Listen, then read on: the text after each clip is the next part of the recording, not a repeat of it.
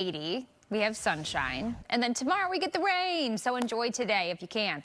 Temperatures tomorrow reaching around 75 degrees. Chance for rain starts early, so in the morning coming in from the northwest. Showers and thunderstorms are possible on Wednesday. Then we dry out. Thursday looking good, but it is going to be chilly, so I want to point this out. 48 degrees Thursday morning. Make sure you're ready for the chill. 66 in the afternoon. That's our high. Then only 65 on Friday. We have the chance for rain again Thursday night into early Friday. And then this weekend, it's looking great. Temperatures are going to be hovering right around 70 Saturday and Sunday. Monday around 71. So comfortable, but definitely cooler than where we should be already for this time of year. Our normal high is 80, which is where we're going to be today. But that fall feel is definitely ramping up, especially as we get to the end of the week. Back to you. All right, that's going to do it for Fox 32 News at noon. Yeah, we want to let you know that we're waiting for an announcement from the president in the Oval Office. It is scheduled for 1 o'clock. They might be running a little late, but when that does happen, we will bring that to you live. The news also continues on Chicago Live right now on Fox Local. See you in a bit. For Tuesday, the day after Labor Day. Thanks for being with us this afternoon, almost this morning. This afternoon, appreciate that very much. We are waiting for a press conference with President Trump from Washington, D.C. We're monitoring that closely. As soon as that begins, we will take it. In the meantime, let's go over to political reporter Paris Schutz to talk about, what's going on here in Chicago. We do believe that President Trump is supposed to be talking about a Space Force announcement, so not about what we thought he might be talking about National Guard troops or possibly ICE agents here in Chicago. But what's the latest on that continuing storyline here in Chicago? Oh, Paris, you're on mute. If you could unmute, then we'd be able to hear you.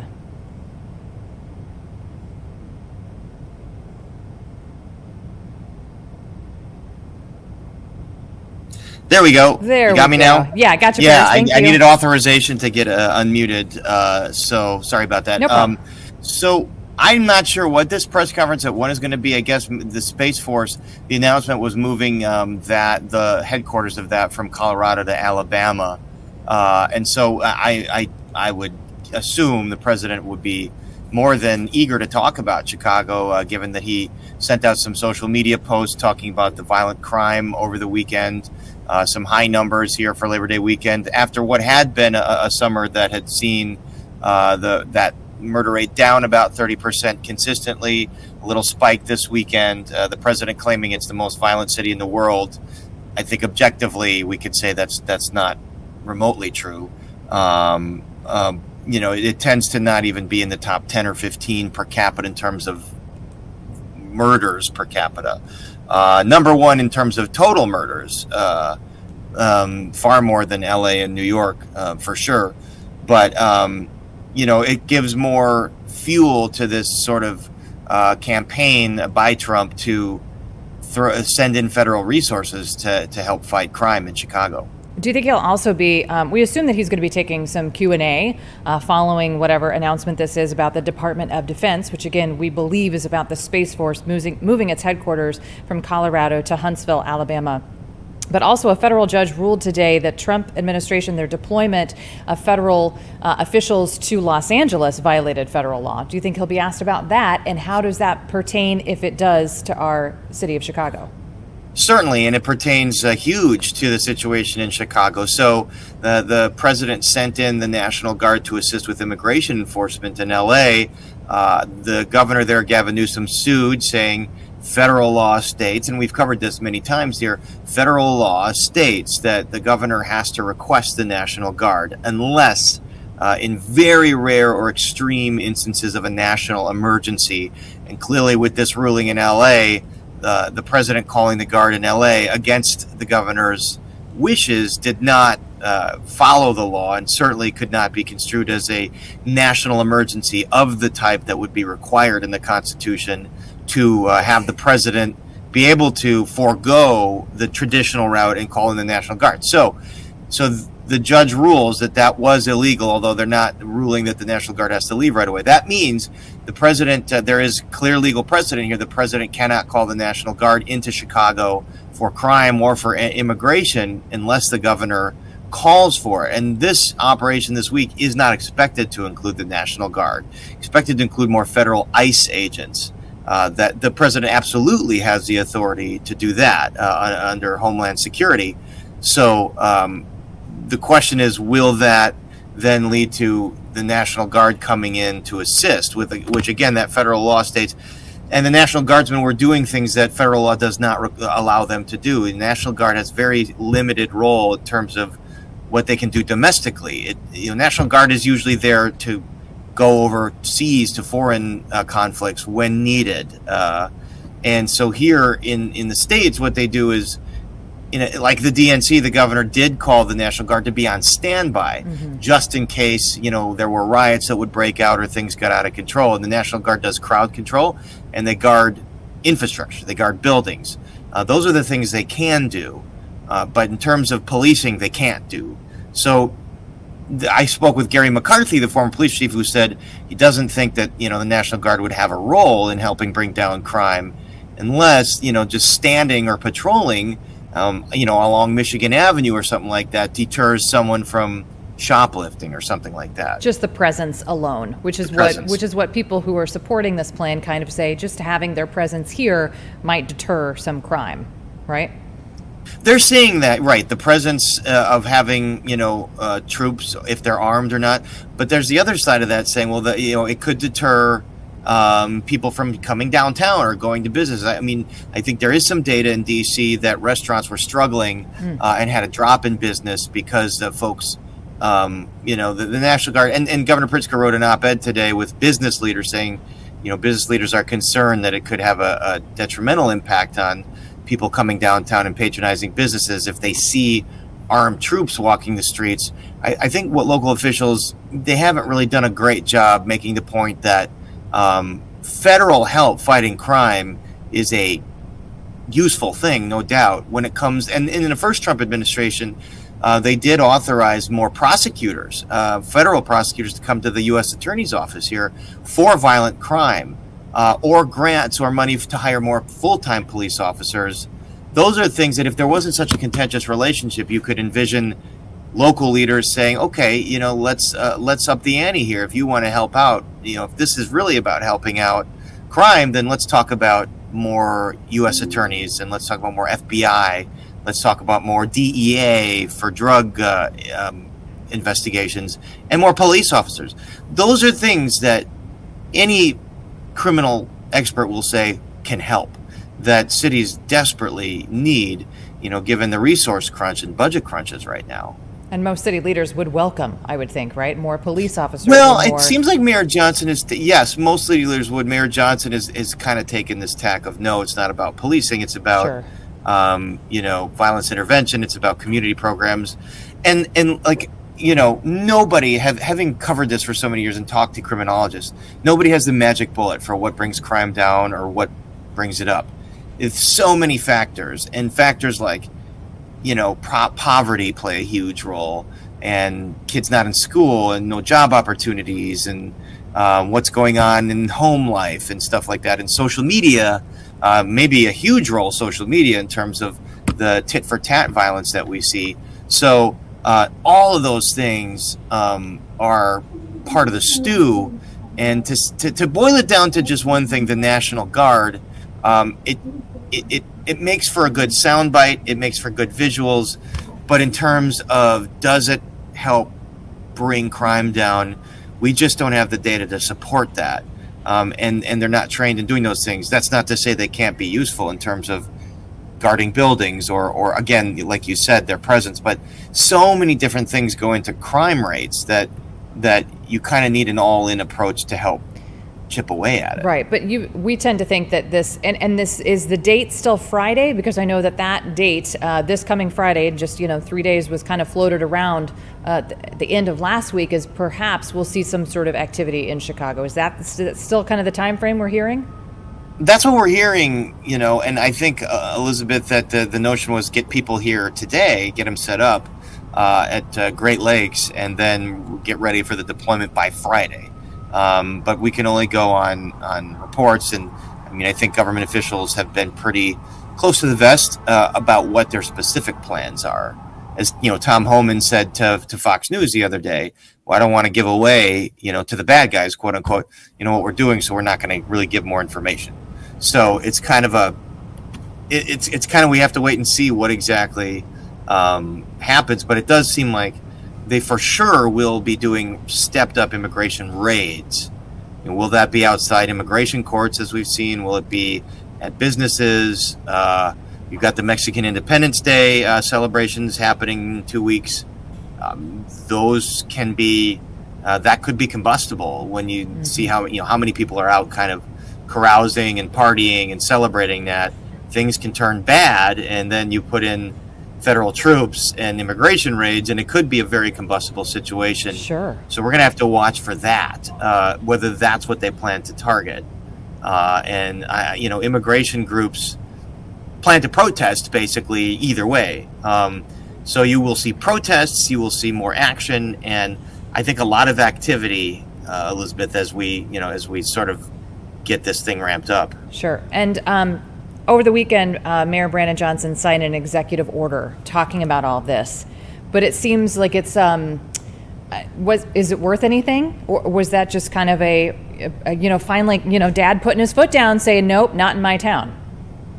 Yeah, I mean, I think it's in terms of whether it's worth the paper it's written on. It comes down to whether you believe a local municipality has that kind of power, or federal law enforcement supersedes that. So you can sign a law saying federal agents can't have to be not wear masks and have clear identification. But what's going to happen if they don't follow that? Will they be arrested? I don't think local police want to arrest federal agents. Will they be prosecuted by the state's attorney for not following this executive order? Probably not. I mean, that would be very hard to believe that would happen, or that the state's attorney wants to prosecute for that, or that local police want to arrest for that. It's just kind of one of those things of like making a statement, just like, the sending. We talked to Nick Spizzato. He's a Trump supporter. He's conservative. He's a city council member. And he said it's showmanship and PR on both sides. Mm-hmm. Basically, calling in the National Guard, he believes, is not an effective tactic in practice, but it's effective PR. But then, all these press conferences in opposition, same thing. Signing executive order, same thing. Does it really have any legal backing? I don't think we know until local police actually act on it and arrest a federal agent. And then we'll see what a judge says. So I don't think anyone wants it to get to that point. I think a lot of people would like more collaboration from the president and the governor and mayor instead of antagonism. I mean, the president antagonized Chicago. They antagonize him, say, not in our backyard, and doesn't seem like a recipe for collaboration. Whereas, again, you could see local leaders saying, put your money where your mouth is and let's talk and collaborate. And send us resources for sure. So you're not seeing that. And someone has to make that first phone call. We do have Governor Pritzker. It seems like no one has. No one's called. Right. They communicate, as so many people do these days, via social media. That's true. And we do have Governor Pritzker, Mayor Johnson, other Cook County leaders. They've got a press conference coming up at 3 o'clock this afternoon to talk about this. Again, we're still waiting on the White House. President Trump is supposed to be talking about a Department of Defense announcement, which we believe is the Space Force moving headquarters from Colorado to Huntsville, Alabama. So we're still monitoring that. That has not started yet. It was supposed to start about 12 minutes ago at the top of the 1 o'clock hour. We're still monitoring that. But of course, in a couple hours here, we have our own press conference about our leaders talking about what you and I have been talking about, Paris. We keep talking about it, but we still don't know what the plan is. No, I think we don't, and I think that's why they're calling this press conferences to sort of inform Chicagoans on everything they know, what their plan is, and what the rights of immigrants are, undocumented folks, or folks who are maybe here on special visas or green cards, or in the process of getting their citizenship. I do think that it is a worry among immigration groups that folks who are in the process, are going to get swept up in some of this. And the administration has vowed to go after only the most violent criminals. And of course, we've seen anecdotally across the country where they haven't, they've taken folks that didn't have a criminal background. It's just and again, I think for sure we expect the president to address this at this 2 o'clock, since this is hot on his mind, and and it's getting a whole lot of coverage today. I'm just watching the cable channel Fox News, and they've been on it wall to wall. Right now, interviewing some of these Chicago Red founders that have been very vocally critical of Mayor Johnson and supportive of Trump. So it's a political bonanza, no doubt. And Chicago's always been kind of a political, let's say, football, in both senses. The politics of this, the president, when he looks at the politics of this, I think he sees this as beneficial to him. Crime is something that he's seen as strong on. Chicago is maybe code word for big blue city that has a crime problem, and so I think he thinks this is a winner for him. And painting Democrats into a corner, trying to portray them as pro-criminal if they don't agree with him that the National Guard should come. So there's a lot of politics and political posturing wrapped up in these talks. Obviously, we're interested in what's going to work in practice. Can we bring crime down? And I think that gets lost in some of this back and forth. We don't know what the National Guard plan would be. Should they be called in? Are they being trained? They're not trained as police officers. Are they being trained to do some basic level policing? They don't have jurisdiction to arrest anybody here unless someone's violating a federal law. So I don't know. It's never been used that way is the thing.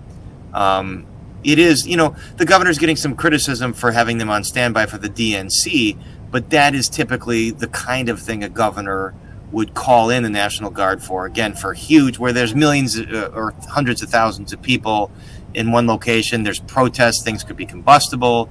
You don't want property damage. You want to control traffic.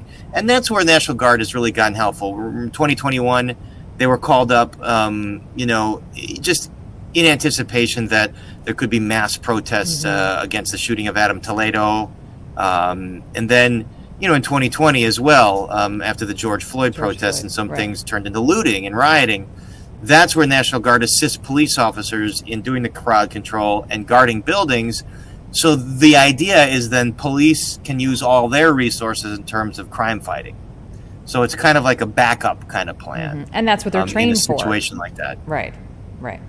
Well, I think we're going to step away and do a quick 2-minute break here on Chicago Live. Paris, we appreciate your insight. I guess TBD, to be determined as to what happens. We're all learning this together, what these plans are. We really are. The plans and then the counter plans. Right, that's true. Paris Schatz, thank you so much for your knowledge, your insight. We appreciate that. It's coming up on 1:17 here on Chicago Live on your Tuesday afternoon. After a quick 2-minute break, we might be going to Minneapolis, where there's a press conference up there regarding the deadly shooting that happened last week. So we'll touch base up there. But for now, we're going to send it to break. We'll see you back in 2 minutes.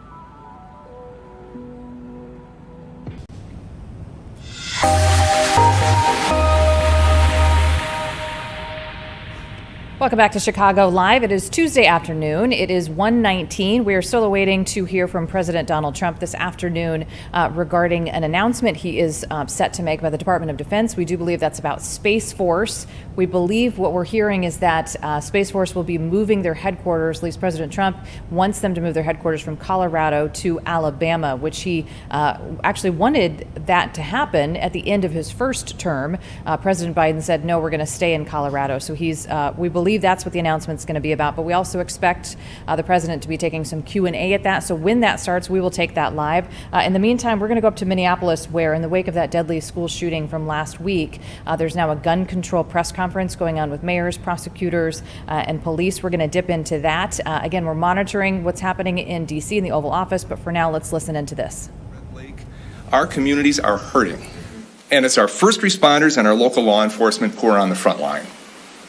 I just want to express my deepest gratitude to the brave men and women who responded to last week's tragedy, including our police officers from Bloomington who responded. They didn't hesitate. They ran toward danger. They deserve our respect, they deserve our support, and they deserve action. They should not be outgunned. They deserve a seat at the table to prevent these tragedies before they happen. We've heard from many voices a call for better mental health resources. I absolutely couldn't agree more. That's why the Bloomington Police Department has launched a mental health rapid response pilot program, providing in-home counseling and therapy in the midst of a crisis. We've embedded social workers in our department, and we're working with St. Mary's University on community brain health. Bloomington Public Health is tackling loneliness and isolation through their Start With High program, helping people reconnect and heal. But these programs are working. They're replicable. Other cities could do them as well. But it takes resources. It takes funding and commitment. And here's the hard truth, folks. Many, if not all, of the same voices who are now talking about mental health investment were absolutely silent when the Trump administration eliminated a $1 billion school mental health grant and proposed slashing funding to the Substance Abuse and Mental Health Services Administration by another $1.1 billion. If you truly believe that mental health is part of the solution here, if you're not just swapping out thoughts and prayers for mental health solutions, it's time to speak up. And it's time to step up. It's time to fight for the resources that our communities need to be safe. Cities are ready to lead, but we cannot do it alone. We need state and federal partners who understand that community safety is not a partisan issue. It's not about scoring political points. It's about saving lives. Let's all act. Let's act together before we're standing here again. With that, I'd like to introduce Kathleen Anderson from Moms Demand Action.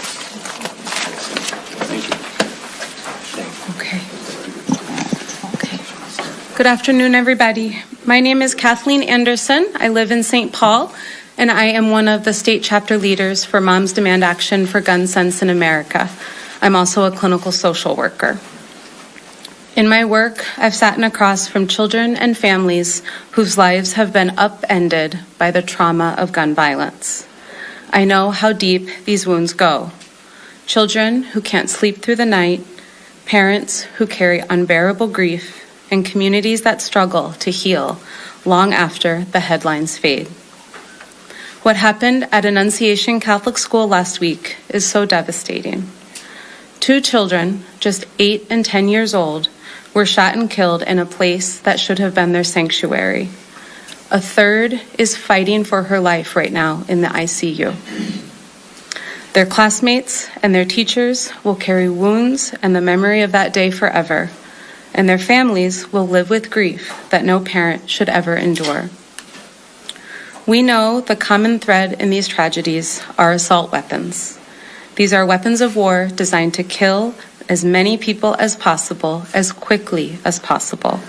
They fire round after round in seconds, leaving children, teachers, and police officers alike with no chance to escape. When these guns are used, the devastation is not just worse, it is catastrophic. That's why Governor Walz must call a special session now and why lawmakers must pass an assault weapons ban. We cannot wait until 2026. Every day without action is another day when a weapon of war could be carried into a classroom, a church, or a city street. When the federal government banned these guns, it worked. States that have assault weapons bans see fewer mass shootings. The evidence is clear that banning assault weapons saves lives. I also want to thank the mayors all gathered here today for gathering and calling for action, because mayors see the reality up close.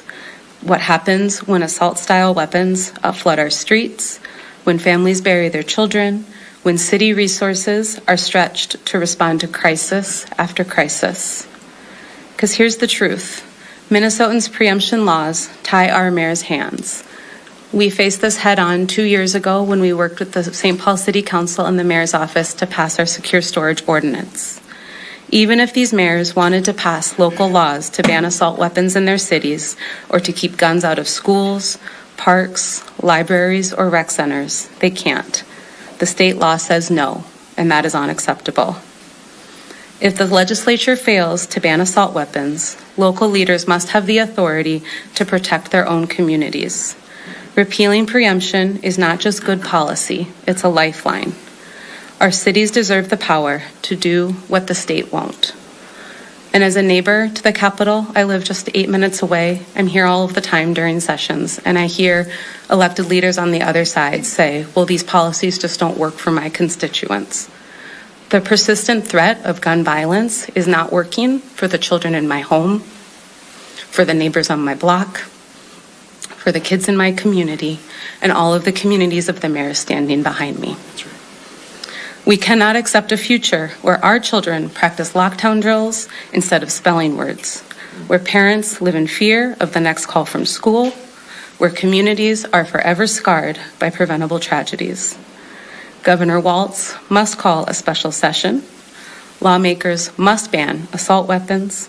And if they refuse, they must at least give our mayors and city councils the power to step up and do it themselves. Our kids deserve to come home at the end of the day. They deserve to grow up safe, and it is our responsibility to make sure they do so. Thank you. Thank you. I'll open it to questions, but before we get to the first one, I just want to know, we've got mayors up here from Minnetonka to Stillwater, and of the number of mayors throughout the state that are on board with this strategy here. Sounds like you're skeptical that perhaps the divided legislature will be able to actually pass an assault weapons ban when they go to special session potentially at the end of this month. What makes you think there'd be any appetite for them to also repeal that law from the 80s of preemption? Look, I'm not naive to the political dynamics that take place at the Capitol, and I don't pretend to understand all of the machinations that could potentially take place as part of a special session. We need the question called. Let's have the debate. Let's have the argument. Let's move forward and take the vote. So we've been watching a press conference about gun control, gun reform up in Minneapolis and Minnesota, where, of course, they had that deadly Catholic school shooting last week, where 2 kids were killed and several others were injured. So that was the mayors, prosecutors, police, from that area, talking about what to do forward, maybe how to prevent something like this from the future. We're still monitoring.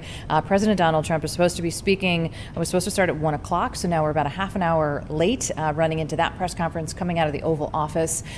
So as soon as that happens, it's again about a Department of Defense announcement. As soon as that happens, we will bring that to you live. In the meantime, let's take a quick break. We'll be right back.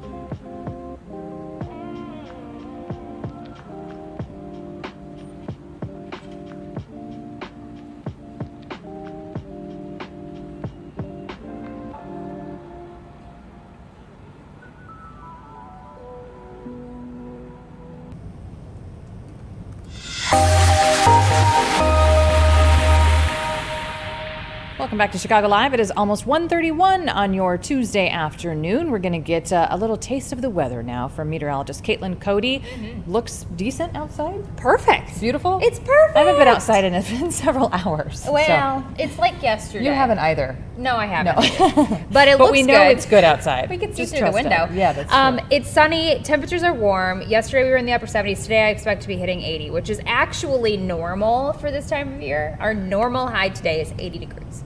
So I do expect that. We've just been all over the place. I know. And we are on the way down after this. So here's the thing. We could pull up the 7-day maybe. Tomorrow we have the chance for showers moving in the morning from the northwest. Chance for a few thunderstorms as well throughout the day. But then we dry out. So tomorrow's high 75. Not bad. But then we get down to the 40s Wednesday night. So Thursday morning is going to be a really cold start for the kiddos at the bus stop. 66 degrees as our high on Thursday. It'll be beautiful and dry and sunny, but it is going to be chilly. 65 on Friday after the chance for more rain Thursday night into early Friday. And then this weekend, that's when temperatures shape up, and so do the skies. We have dry conditions expected Saturday through Monday of next week. Highs in the upper 60s and low 70s. So that's that sweet spot of that fall feel. Nice. Yeah. So it's still below normal, but at least it is going to be beautiful. And as far as temperatures go, again, today is going to be the peak of the roller coaster, and we're going down from here. So if you have plans, and I was talking to Sylvia earlier, she's like, I want to go on a boat tomorrow. Today is the day to do those kind of activities. If you want to go to the beach. Not tomorrow. It's just going to be too chilly and wet. Yeah. Right. Yeah. The weekend is going to be, you know how then we get these temperatures and then it's breezy and then it feels cold. It feels 10 degrees colder. I think it's going to be calm this weekend. Oh, good. Okay. Yeah. Good. So you get the wind when we have these systems moving through, right? Tomorrow, as far as the wet weather goes, it's going to be scattered. As far as how much rain we see, models are indicating around 1/10 to maybe 1/4 inch of rainfall. So it's not going to be a big, huge rainmaker. It just depends on where these showers and storms set up. But yeah, I think the bigger story for this week is going to be just that drop in temperatures, going from 80 today down to 65 on Friday. I'm looking forward to that. We don't need the flash flooding rains that we've had so It's been so many busy. times. It's been real. Yeah, it's been we all deserve a break, and I hard. think we got it. Yeah, but my plants, my summer flowers are hanging on, so the rain's good. Oh, I had to rip mine out. You did, yeah. I'm close. I'm ready for mums, and this weekend's perfect. Yeah, so get out the mums and the pumpkin patches. I think they started opening last weekend. Well, and apples. Apples, yeah, not apples. pumpkin, You can. but I feel, apples. yeah, and Honeycrisp are already gone. I think you got to pick those really early. Right. Anyway, so good apple picking weather. That's Thank right. you, Caitlin. Let's see. So should we take a break now, Jim, or should we? We're still monitoring this press conference coming out of the White House. What'd you say, Jim? Let's break. Okay, so it's 1:33, almost 1:34. We're still monitoring the White House. President Trump's supposed to be speaking about a Department of Defense announcement. We believe it's about Space Force, but we're going to monitor that. We're also going to be talking, hopefully, to Tia Ewing about what's going on in Chicago with the potential of National Guard troops coming in, or more federal agents, ICE agents coming in potentially on Friday. The latest from neighbors on that. So hopefully we'll chit chat with her in just a bit. But for now, let's take a quick break. We'll see you right back here on the other side.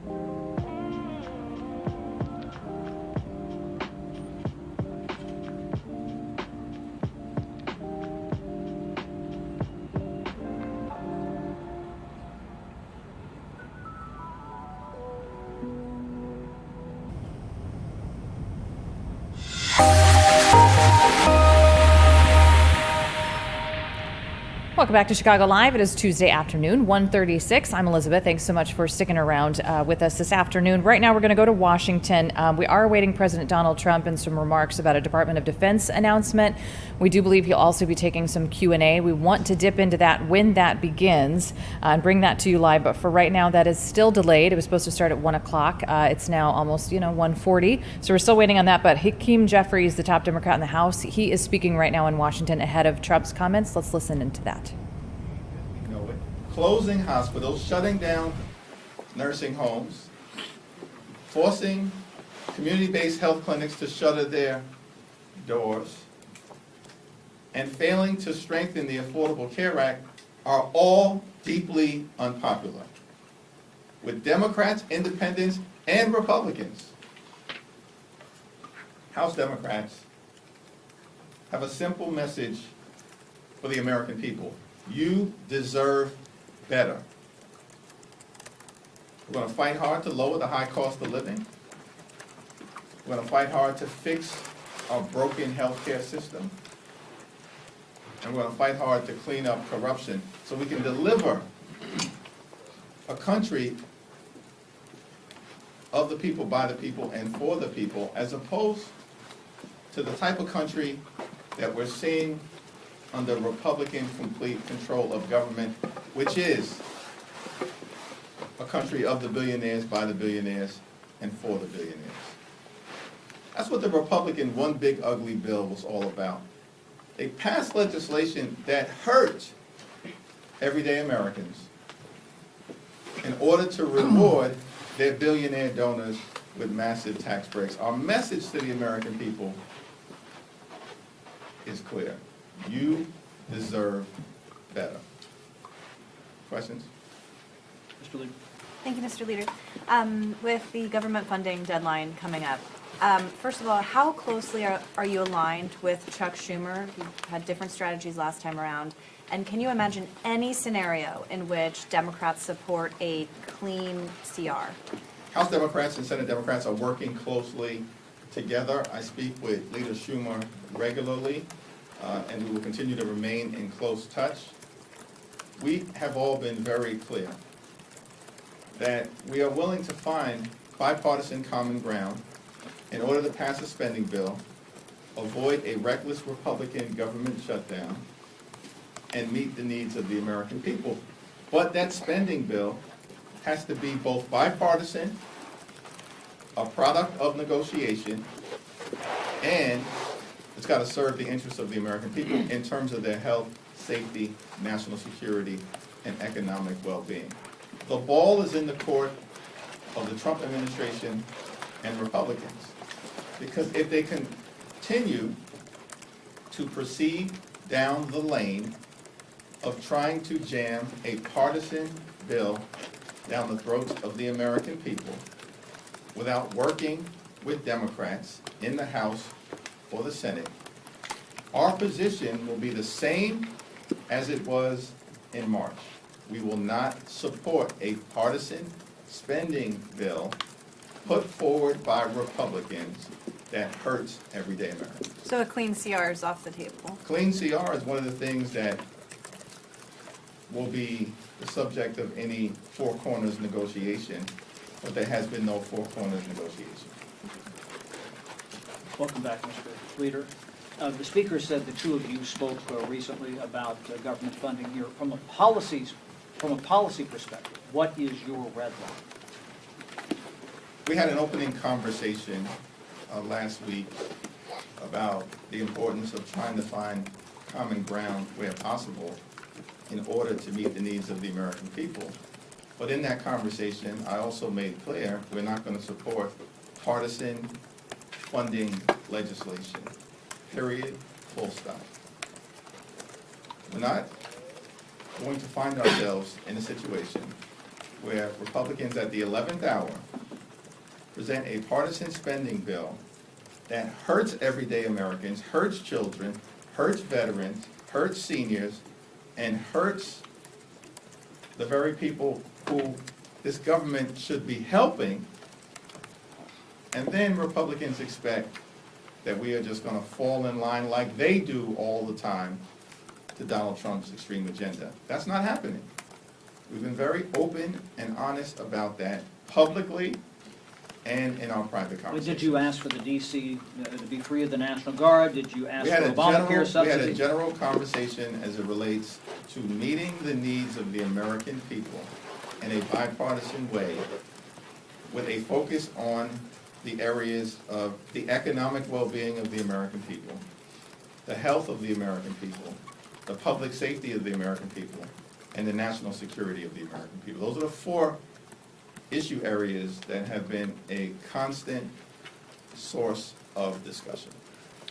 Leader Jeffries. We'll go to the back first. Thank you, Leader Jeffries. Can you just tell us what you know about what will happen next when it comes to the the Trump's takeover of the federalization of the D.C. police, and what will happen moving forward here in Congress? Will Congress vote to extend that, and what conversations have you had? We have not had any conversation with the Trump administration about any possible extension to the expiration of their emergency powers. That's not an extension that I support. It's my expectation that this week, when we meet as House Democrats, both in caucus and during any whip conversations that we have, we'll explore that issue further. But there's been no effort by the Trump administration to justify any extension of the emergency powers that were probably the result of Donald Trump trying to figure out a way to change the topic, given his deep unpopularity, the failing of this administration to do a thing about lowering the high cost of living, and the fact that the one big ugly bill is incredibly unpopular, and Republicans have been unable to do anything during the August district work period to reverse that reality. Thank you, Mr. Leader. Treasury Secretary Scott Bessent said over the weekend that President Trump is thinking about calling an emergency for declaring a housing emergency to give him special powers to lower the cost of housing. As you mentioned, there's an affordability crisis there. He's used this emergency power on crime. You just talked about D.C. crime. We've seen it on immigration. We've seen it on tariffs and trade. What are your thoughts about the president using emergency? All right, you're watching Chicago Live. It's 1:44 on your Tuesday afternoon. We do have an update about the President Trump announcement that he was set to make at 1 o'clock this afternoon, so we're about 45 minutes late on that. We do know that the media is now being allowed into the Oval Office, into the White House, into the room where we believe that he's going to be speaking from the Oval Office, but we still don't have exactly when that's going to start. So we're going to still monitor that for you. When that happens, we will bring that to you live. But for now, let's go somewhere across the street in Washington, D.C., where Republicans are speaking about the crackdown on crime within D.C. and the use of the National Guard troops there. To ensuring that D.C. is safe, secure, and accountable for years to come, and we will not stop until that promise is fulfilled. I now turn it over to my colleague, Representative Fedorchak. Thank you, Laurel. Thank you, Representative Hageman, Pfluger, for your leadership on this really important issue. I'm Julie Fedorchak. I am a representative from North Dakota, the lone member from North Dakota. As my colleagues have said, crime in our nation's capital is out of control. If D.C. were state, it would have the highest homicide rate in the country, and already this year nearly 1,600 violent crimes have been reported. I agree with the people here. D.C. is a beautiful city. It's an amazing city, and it's the best capital in the world. But it isn't safe. We all know this. In fact, I felt this myself recently in a small way, but I want to share the story. I was walking down the street in July near my apartment in Navy Yard, not very far from home, and I felt something hard hit me in the back of my head. It was in broad daylight. I was very startled. I was on the phone at the time. And just as that happened, a pack of juveniles came rushing by on their bikes. And I turned to look around and see what had happened, and a large, hard plastic object had been thrown directly at my head. Now, that was a minor incident. I wasn't harmed. But the young people who did it with reckless abandon and with zero fear of consequences. They gathered in a circle not far from me after that and sat there and laughed. And it's just an example of how crime is out of control in this city and there aren't any consequences. America is the greatest country in the world. There's no reason why our capital should have a violent crime rate higher than some of the most dangerous places in the world. Just as President Trump restored order at our southern border by enforcing the laws on the books, he is stepping in now to help make D.C. safe again. Many of our colleagues on the other side of the aisle have falsely claimed that D.C. crime stats are at a 30-year low. But let's remember that crime is not just about statistics. It's about people. It's about the mother who sent her child here to intern in one of our offices this summer, never to see him again. It's about all the families who suffer from crime in this very city. It's about the Metropolitan Police Union, who agrees that they're stretched too thin and don't have the resources to take care of crime in this. All right, President Trump is now speaking from the White House. Let's listen into that.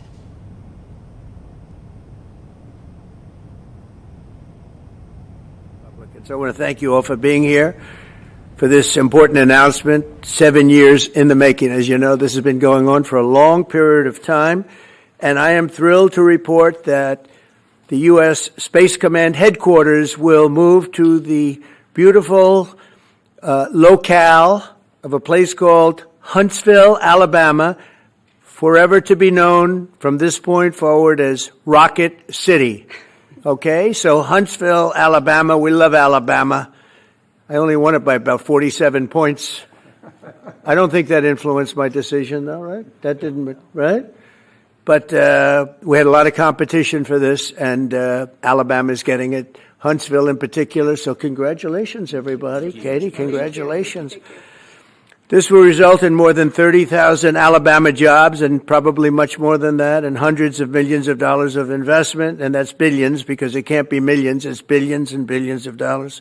Most importantly, this decision will help America defend and dominate the high frontier, as they call it. I want to thank Secretary Pete Hegseth. He's doing a fantastic job, and Secretary of the Air Force Troy Mink. Troy, thank you very much. Great job you're doing, Troy. This is such a big deal. This is one that everybody wanted to know. What are you doing? I also want to thank Senators Katie Britt, and I want to give my condolences. Your grandmother, her grandmother just passed away. She was 100, right? 100, and she loves you, Mr. President. Well, and she was very proud of you. Thank you very much. Very, very proud of you. So thank you, Katie. Wonderful woman. She must have been. To produce you indirectly, I can tell you she had to be. Tommy Tuberville, who's a great coach. And I won't say anything about what happened with Alabama football this weekend. Let's leave that out. But you're not used to that, right? You're not used to that. But Tommy, Auburn won, that's right. They did. So you're happy. Tommy's been a great senator, as you know, and a fantastic guy all around. He was also a tremendous coach. House Armed Services Committee Chair Mike Rogers. Thank you, Mike. Where's Mike? Mike, thank you very much. Doing great, Mike. Representatives Barry Moore, all great friends, Robert Adderholt, Gary Palmer, and Dale Strong. Thank you all very much, fellas. Appreciate it. In my first term, I created a thing called Space Force. So important. You know, we were losing the race in space very badly to China and to Russia, and now we're far and away number one in space. And reestablished Space Com with a mission to protect American space assets and detect any threat to our homeland. We initially selected Huntsville for the Space Com headquarters, yet those plans were wrongfully obstructed by the Biden administration. And as you know, they moved them to a different locale. And today we're moving forward with what we want to do and the place that we want to have this. And this will be there for hopefully hundreds of years. That's where it's going to be. I will say I want to thank Colorado. The problem I have with Colorado, one of the big problems, they do mail-in voting. They went to all mail-in voting. So they have automatically crooked elections. And we can't have that. When a state is for mail-in voting, that means they want dishonest elections, because that's what that means. So that played a big factor also. In Huntsville, SpaceCom will play a key role in building the Golden Dome, as you know. That's going to be a big thing. Everybody wants to be a participant in it. Missile Defense Shield, we're going to be having a Golden Dome that the likes of which nobody's ever seen before. The finest, the best. And by the way, Canada called. They want to be a part of it, and that'll be great. But Canada wants very much to be included in that, and we're going to work something out with them, I hope. It will also ensure that our technological capabilities, of which we're way ahead of anybody else, there's nobody close, remain unmatched long into the future. So I'd like to ask Secretary Hegseth to say a few words. He was very much a part of it. And really, everybody behind me was. Every one of these people would call me and lobby me. I said, Katie, I don't want to talk to you anymore. I know what you want. She said, that's right, sir. That's what I want. And they got their way. So I just want to congratulate. These are really special people. They're politicians in many ways, but they're great patriots, I think even more so than politicians. So they fought very hard to get it, and it's an honor to give it to Huntsville. Pete, say a few words, please. Thank you, Mr. President. As usual, right place, right time, for the right reason. In your first administration, you established the Space Force at a time when we knew we had to be looking to that domain of space. You also reestablished SpaceCom to ensure that priority was put in place, and you, through the Air Force, independently identified that Huntsville, Alabama was the right place to put it. For other reasons, in the next administration under Biden, they decided to move it somewhere else. Well, during that time, the DOD Inspector General, the Government Affairs Office, they did their own assessments, and where did they say SpaceCom should go? Huntsville, Alabama. So what you're doing today, Mr. President, is restoring it to precisely where it should be based on what the Space Force, the Air Force, your leadership believes will give us strategic advantage in the future.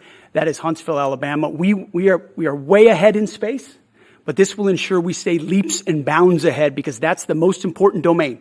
Whoever controls the skies will control the future of warfare. And Mr. President, today you're ensuring that happens. Thank you. Thank you very much. Katie, would you like to say something?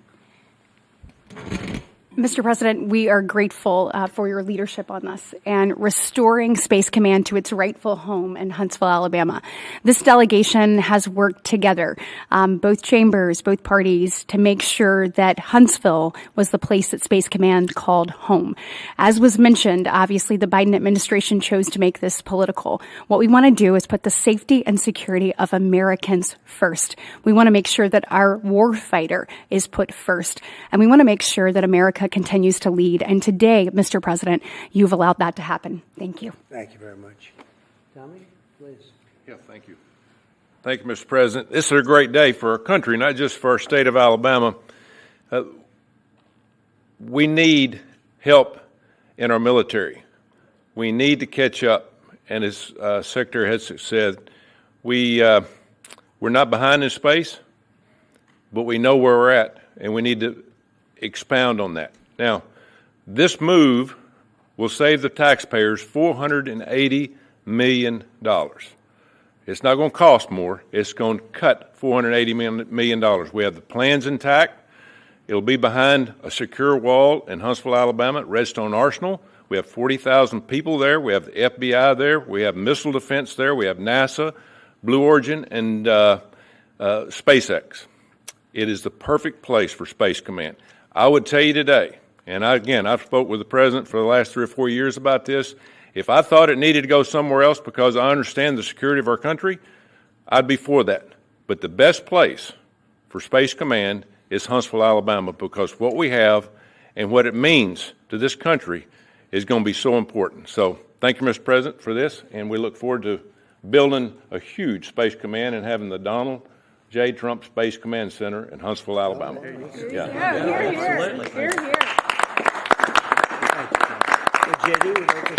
Sure. Well, Mr. President, thank you. I'll be very brief here. I lobbied the president hard to put it in Ohio, but he said these people behind us, these Alabamas, are just too powerful and too persuasive. And so it's in Alabama, but as Tommy said, this is exactly the right place for Space Force and Space Command. I think Americans ought to appreciate the fact that you can't win the battle of the future unless you control the skies. The cyber security, the communications, the entire infrastructure of the battle in the 21st century will be in space. So it was a visionary move in the first administration for the president to set up Space Force, and I think an equally visionary move to make sure that Space Force is right where it should be in Huntsville, Alabama. Thank you, sir. Thank you very much. Gentlemen, anybody want to say anything? Would you like to say? Mr. President, another promise made, another promise kept. You think about it, Redstone Arsenal is critical to national security. The president said when you were the 45th president, let's do what's right for national security. And today, that's exactly what we're doing. It's not because of this or that. It's because it's right for national security. You think of the 21 categories that were evaluated to determine what was best for national security. All indicators pointed back to Huntsville, Alabama, and Redstone Arsenal. We have the right people at the right place at the right time. Mr. President, on behalf of the people of the 5th Congressional District and all of Alabama, thank you for keeping your word. Thank you. Absolutely. Thank you very much. Anybody? Let me just say, Mr. President, I want to say thank you. And thank you for doing this because it was the right thing to do. When they looked at all the numbers, Huntsville was the place to go, and like you say, it was unfortunately pulled out, but you made it right. So I want to just say thank you again for a grateful nation, and to the state of Alabama, we're very grateful. Thank you, and God bless. Thank you very much. Thank you. Thank you very much. Mike, please, go ahead. Thank you, Mr. President. Throughout history, militaries has always understood that whoever could hold the high ground held the advantage. Space is the ultimate high ground. And what we're doing with moving the Space Command to Huntsville is absolutely critical to our maintaining dominance in that sphere. And it goes hand in hand with what we're trying to do with the Golden Dome and missile defense to defend against anyone else who tries to enter that sphere. So thank you, Mr. President. Thank you very much. Please, go ahead. Thank you, Mr. President. And obviously, national defense is a huge issue. And when you look at the scores, Alabama was #1. And for political reasons, it was moved out of our state. But Mr. President, thank you for making priorities the defense and the warfighter and the safety of this nation. And in the big, beautiful bill, that Golden Dome will be built in Huntsville, Alabama, and we're grateful for that. Thank you.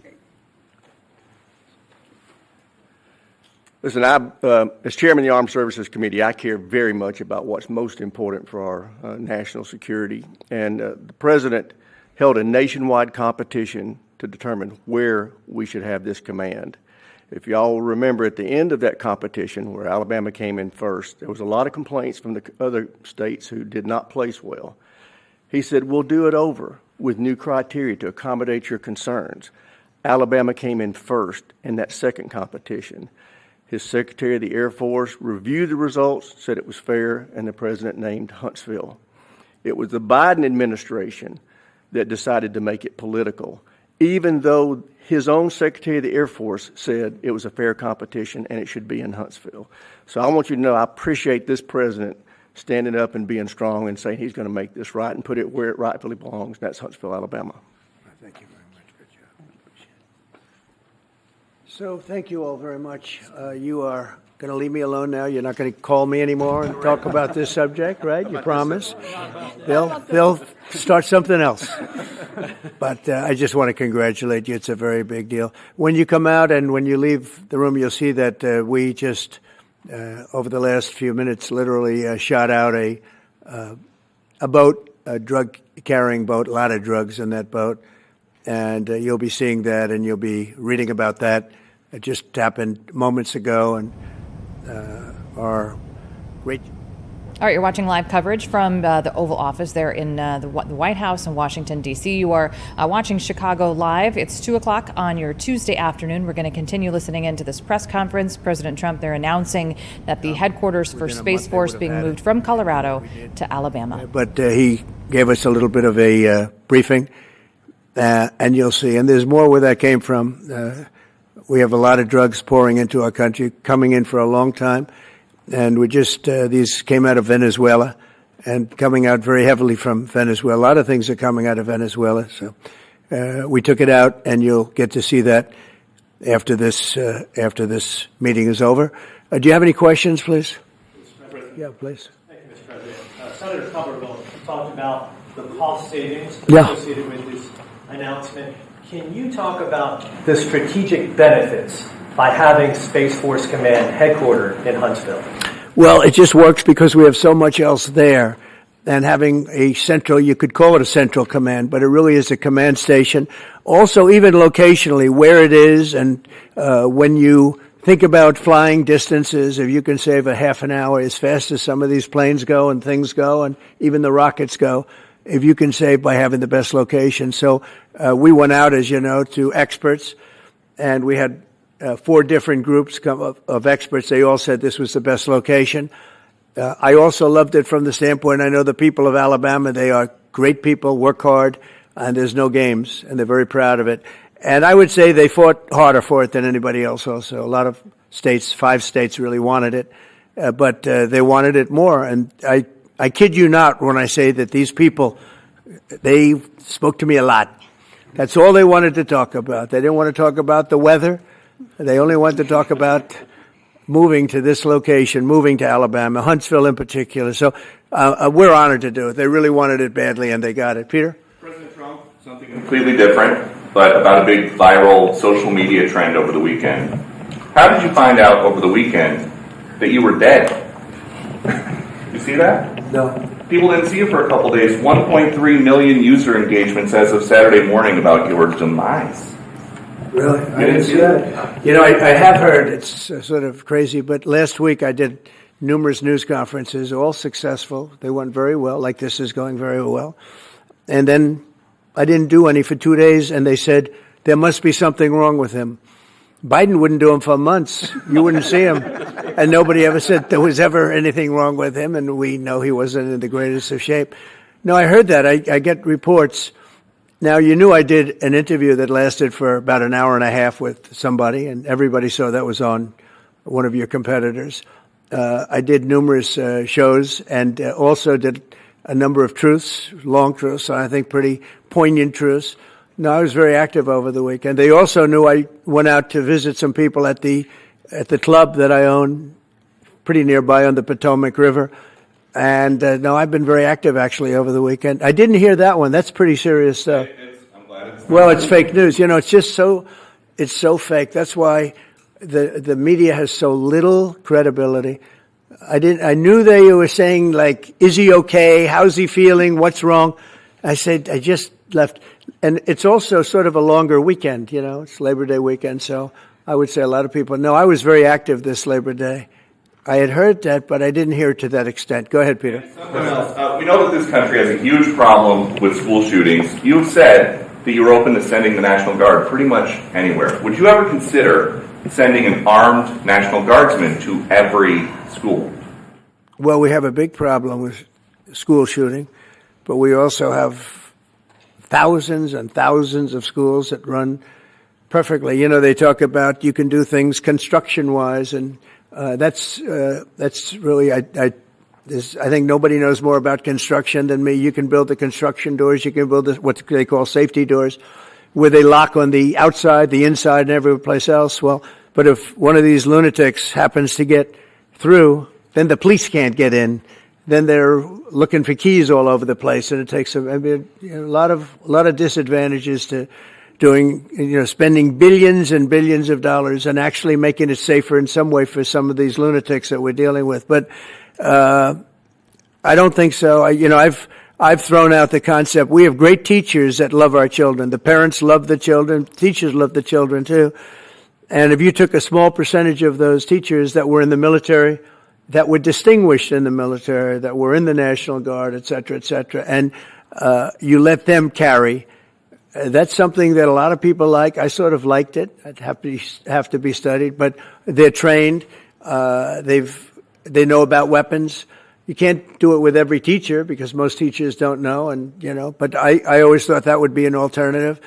But it just, we've had a lot of instances. Other countries have also. They have different kinds of problems than we have, but we do have, there's something going on, and it's a bad thing. Yes, please. Have you spoken with President Putin in the past week?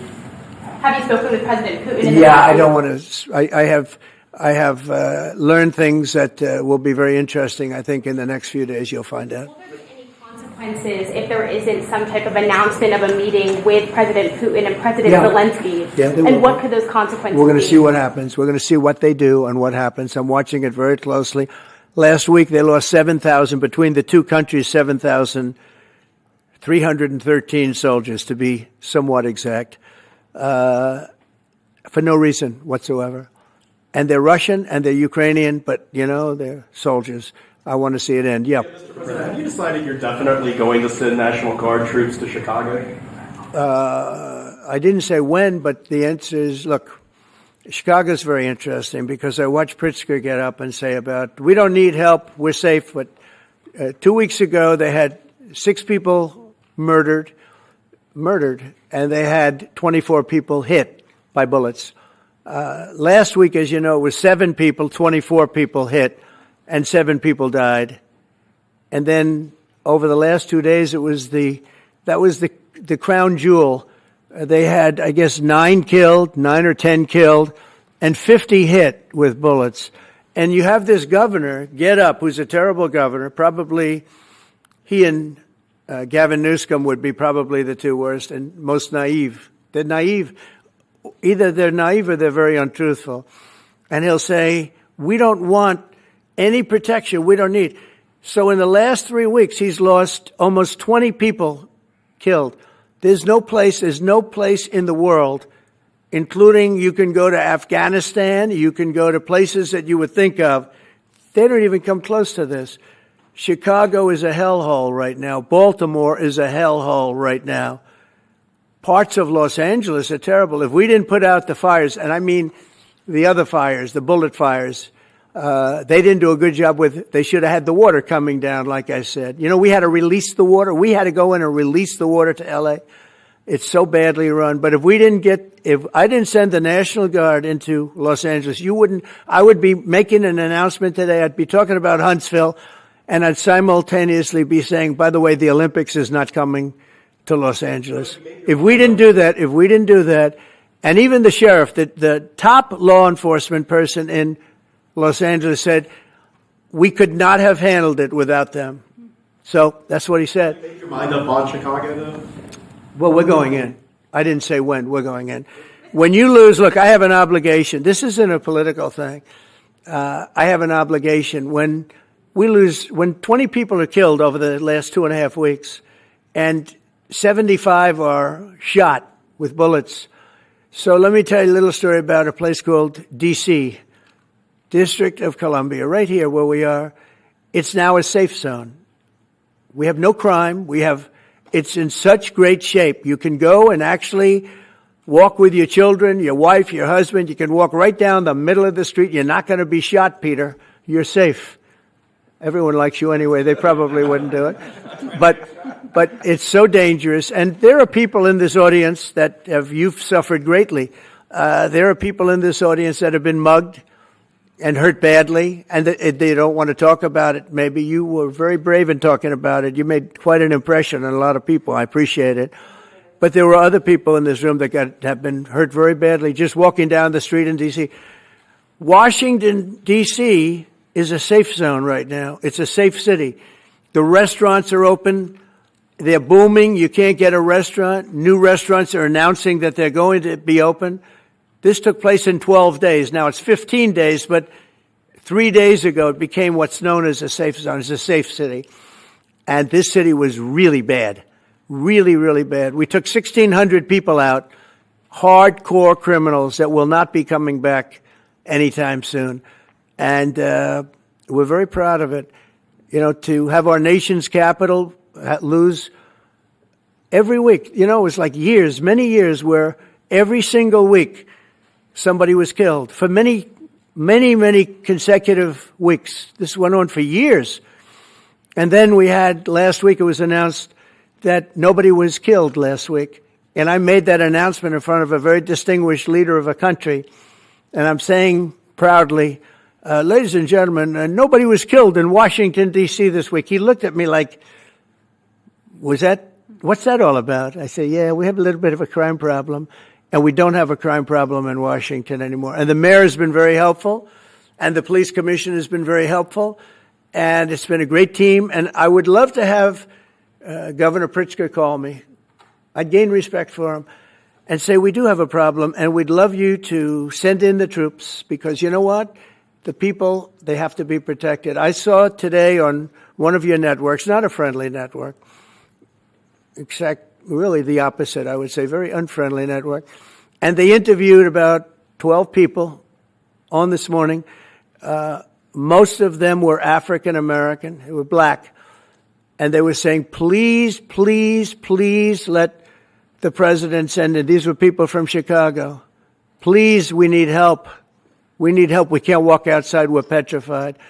If the governor of Illinois would call me up, I would love to do it. Now, we're going to do it anyway. We have the right to do it because I have an obligation to protect this country.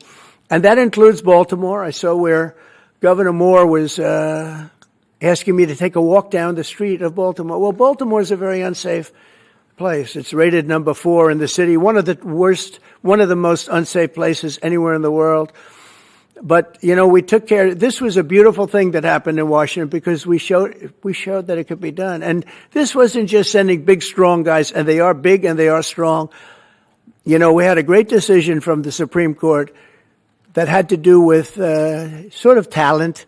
It had to do with you are put down based on merit.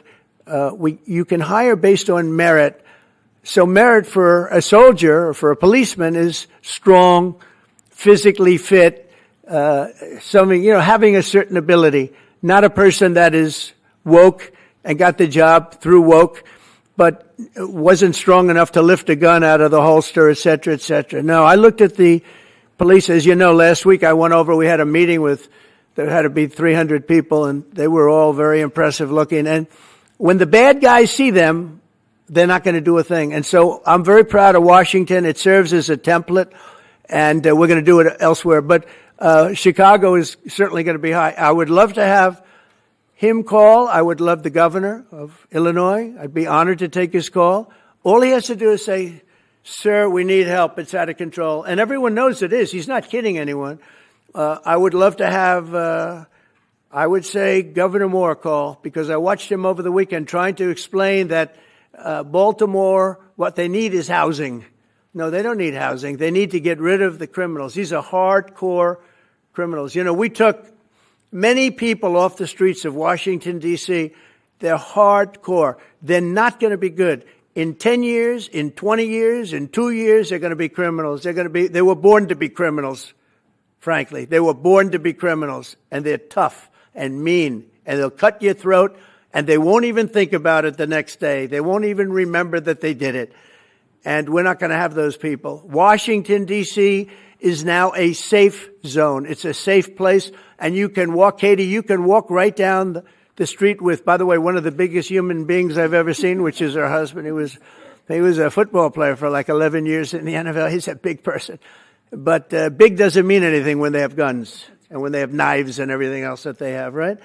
But you can walk right down the street, even by yourself, and you're totally safe. Washington, D.C. is a great thing. Yes, ma'am, please. Mr. President, as you're calling on Democratic leaders across the country to work with you on crime, do you see your efforts here in D.C., including, for example, working with Mayor Bowser here as a model for bringing more bipartisanship in matters, not only with crime, but also issues that matter to everyday American people's lives? So Mayor Bowser's been great.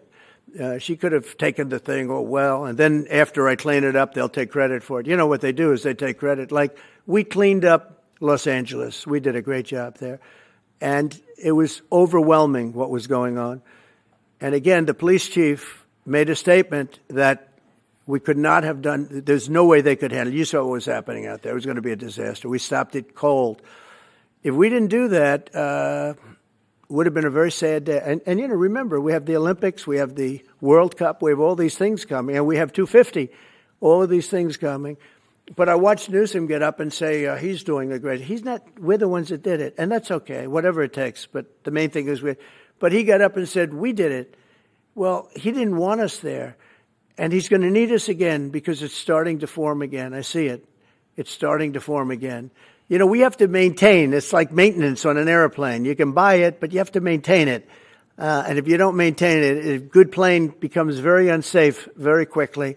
So it's an honor to do it. It's a lot of presidents wouldn't do what I'm doing. I don't need this heat, but when I watched television last night and I'm watching the news and I see that 9 people were killed in Chicago and 54 were badly wounded with bullets, I say, that's not this country. We have to do something.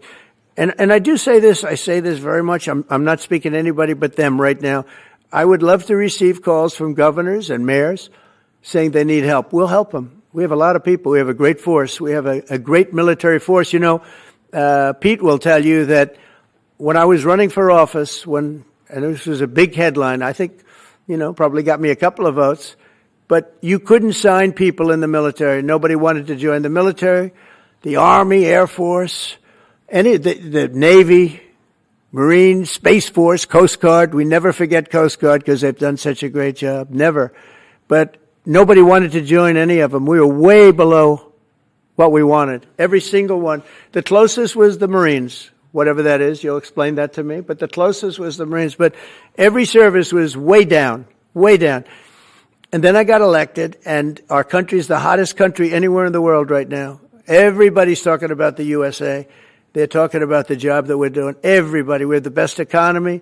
We have a very, very important decision being made by the Supreme Court because our country is the richest, the strongest, the most powerful. But if for some reason some liberal court, I'm talking about the court that just ruled, where even an Obama judge voted in favor of us, which I gave him a compliment yesterday, as you know. I said that took great courage. But it's a liberal court, and it's going up to the Supreme Court, who I think have been incredible people. I think they've made very wise decisions. But the tariff question, because without the tariffs, this country is in serious, serious trouble. We've taken in almost $17 trillion of investment is coming in. Most of it is coming because of tariffs. And if for some reason somebody wanted to be politically correct, I actually think it's unpolitically correct. I think politically correct is to approve it, because there's nothing so popular as what's happened to our country. Our country is doing so well. But we had a liberal court gave us a very shocking ruling, and that ruling is basically saying that the trillions of dollars that are pouring into our country, putting us in a position like no country is anywhere in the world, that they'd like to see us that taken away. By the way, a lot of the people behind that lawsuit, that particular, are from foreign countries. I might add. There's a video that is circulating online now of the White House where a window is open to the residents upstairs and somebody is throwing a big bag out the window. Have you seen this? No, that's probably AI generated. So actually, you can't open the windows. You know why? They're all heavily armored and bulletproof. So that's a fake video? Well, it's got to be, because I know every window up there. The last place I'd be doing it is that, because there's cameras all over the place, right? Including yours. No, but every window, I've never seen a window that's, in fact, my wife was complaining about it the other day. She said, love to have a little fresh air come in, but you can't. They're bulletproof. And number one, they're sealed. And number two, each window weighs about 600 pounds. You have to be pretty strong to open them up. No, that has to be, where was the window? Let me see.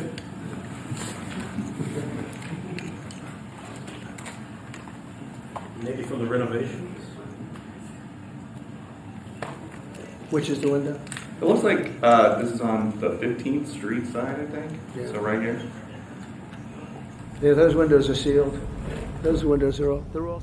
All right, you're watching Chicago Live on your Tuesday afternoon. It's now 2:20. We've been listening to President Trump talking about, initially, this is a press conference about Space Force moving its headquarters from Colorado now to Huntsville, Alabama. But now he's taking questions. We've been hearing him answer some questions about Chicago, the situation here, and him trying to send in National Guard troops. Let's continue to listen in. Because I see so many phony things. I saw something as I was growing up, from the time I was a baby till now. I said, who did that? It was AI generated. So it's a little bit scary, to be honest with you, but those windows are all very heavily sealed. Thank you, Mr. President. I follow up with what you were saying regarding that federal appellate court that ruled against you and your administration as it relates to your ability. Well, they ruled against our country, the court, and they ruled against us before. It's a very liberal court. You called it highly partisan. In your Well, it social certainly media is. posts. It certainly and in is. fact, it was along ideological lines, 7-4. Well, except that we actually got one of the Obama judges that was appointed by President Obama voted in favor of the tariffs because he felt it was imperative for our country to thrive and survive even. And I gave him credit. I said, you know what? That took a lot of courage for him to do it because you don't see that often. So my question is, I suspect you're going to appeal that all the way to the Supreme Court. Well, we already have, yeah. In fact, we're doing something else. We're going to be going to the Supreme Court, we think, tomorrow because we need an early decision. I mean, look, the financial fabric of our country, we're a rich, incredible country right now, and we're able to, other countries use tariffs on us for years. And we never did. I did a lot during my first term, but then we had COVID and we had to focus on other things. You couldn't be tariffing Italy, Spain, France, as they were dying by the thousands and millions. But we did with China, and China paid us billions and billions of dollars. And I started the process, but then I had to end it a little bit because of COVID. We focused on that. But no, it's a very important decision. And frankly, if they make the wrong decision, it would be a devastation for our country. We've taken in trillions of dollars. And by the way, all these countries signed agreements. As an example, they're all happy. Everybody's happy. But some whack job put in a lawsuit. It went before a very liberal court, and the liberal court ruled, it was 11, they ruled 7-4, with one of the most liberal of them all voting in our favor because they're patriots. I think I give tremendous credit to that judge. And now it's going to the Supreme Court. Now we're going to be asking for early admittance. We're going tomorrow, and we're going to ask for an expedited ruling because, when you look at the stock market's down today, the stock market's down because of that. Because the stock market needs the tariffs. They want the tariffs. If you look at AI, all of those, all of that money that's going to be invested, trillions and trillions of dollars, the biggest thing, bigger than the internet, I suspect. It's the internet plus 3 or 4 other things combined. We are leading very substantially with AI. We're leading because of tariffs. We're leading because of talent, and this is where they'd like to be. But without the tariffs, we wouldn't have a chance because we wouldn't be able to protect those investments of the companies coming in. So if you took away tariffs, we could end up being a third world country. That's how big the ruling. So we're asking for an expedited ruling. As a backstop to that, President, you have a Republican-controlled Congress. You control the House. You control the Senate. Yeah, but we don't have 60 votes. We don't have 60 votes. I'd love to do that. Oh, if we had 60 senators, if we got the 60 votes, we would get them. But we need 60 votes, and we need a certain number in the House. I think we'd get, I don't know, we have about 5 of them here. Would everybody agree with me on tariffs? Without tariffs, we're a different country. We have taken in so much money. And here's the thing. We signed a deal with Japan. They're paying us hundreds of billions of dollars. We signed a deal with South Korea. We signed a deal with the European Union. We signed a deal with Europe. And those countries are paying us $950 billion. And they're happy about it. They're okay. As one of them said, it's amazing that we got away with it so long. One of my friends, a leader of one of the countries, and they're fine with it. They all signed. If that ruling ever went against us, I guess we'd have to give back hundreds of billions. We would have to give trillions and trillions of dollars back to countries that have been ripping us off for the last 35 years. And I can't imagine it happening. On a legal basis, they have no legal basis whatsoever. But on a common sense basis, it would destroy America. Okay. We talked about controlling the sky. On Sunday, the satellite signal of Ursula von der Leyen's plane was alleged. With Ursula? Well, she had an interesting event. She's a tremendous woman. And so what are you asking me about her? NATO is concerned about it. I do too, about this. True, NATO is concerned about it. Well, nobody knows where it came from, but they did take away her ability to use a phone. Sometimes that's a good thing. Sometimes that could happen to me. I'd be very happy. Mr. President, reducing the tariffs on India from 50%. What does that mean? Are you considering taking away some of the tariffs that you've imposed on India? You had posted. No, we get along with India very well, but India has, you have to understand, for many years it was a one-sided relationship. Only now since I came along, and because of the power that we have with tariffs, India was charging us tremendous tariffs, about the highest in the world. They were about the highest in the world, number one. And we therefore weren't doing much business with India, but they were doing business with us because we weren't charging them. Foolishly, we weren't charging them. So they would send in massive, everything they made, they'd send it in, pour it into our country. Therefore, it wouldn't be made here, which is a negative.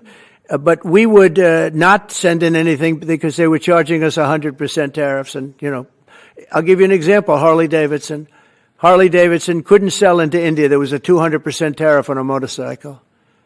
So what happens? Harley Davidson went to India and built a motorcycle plant.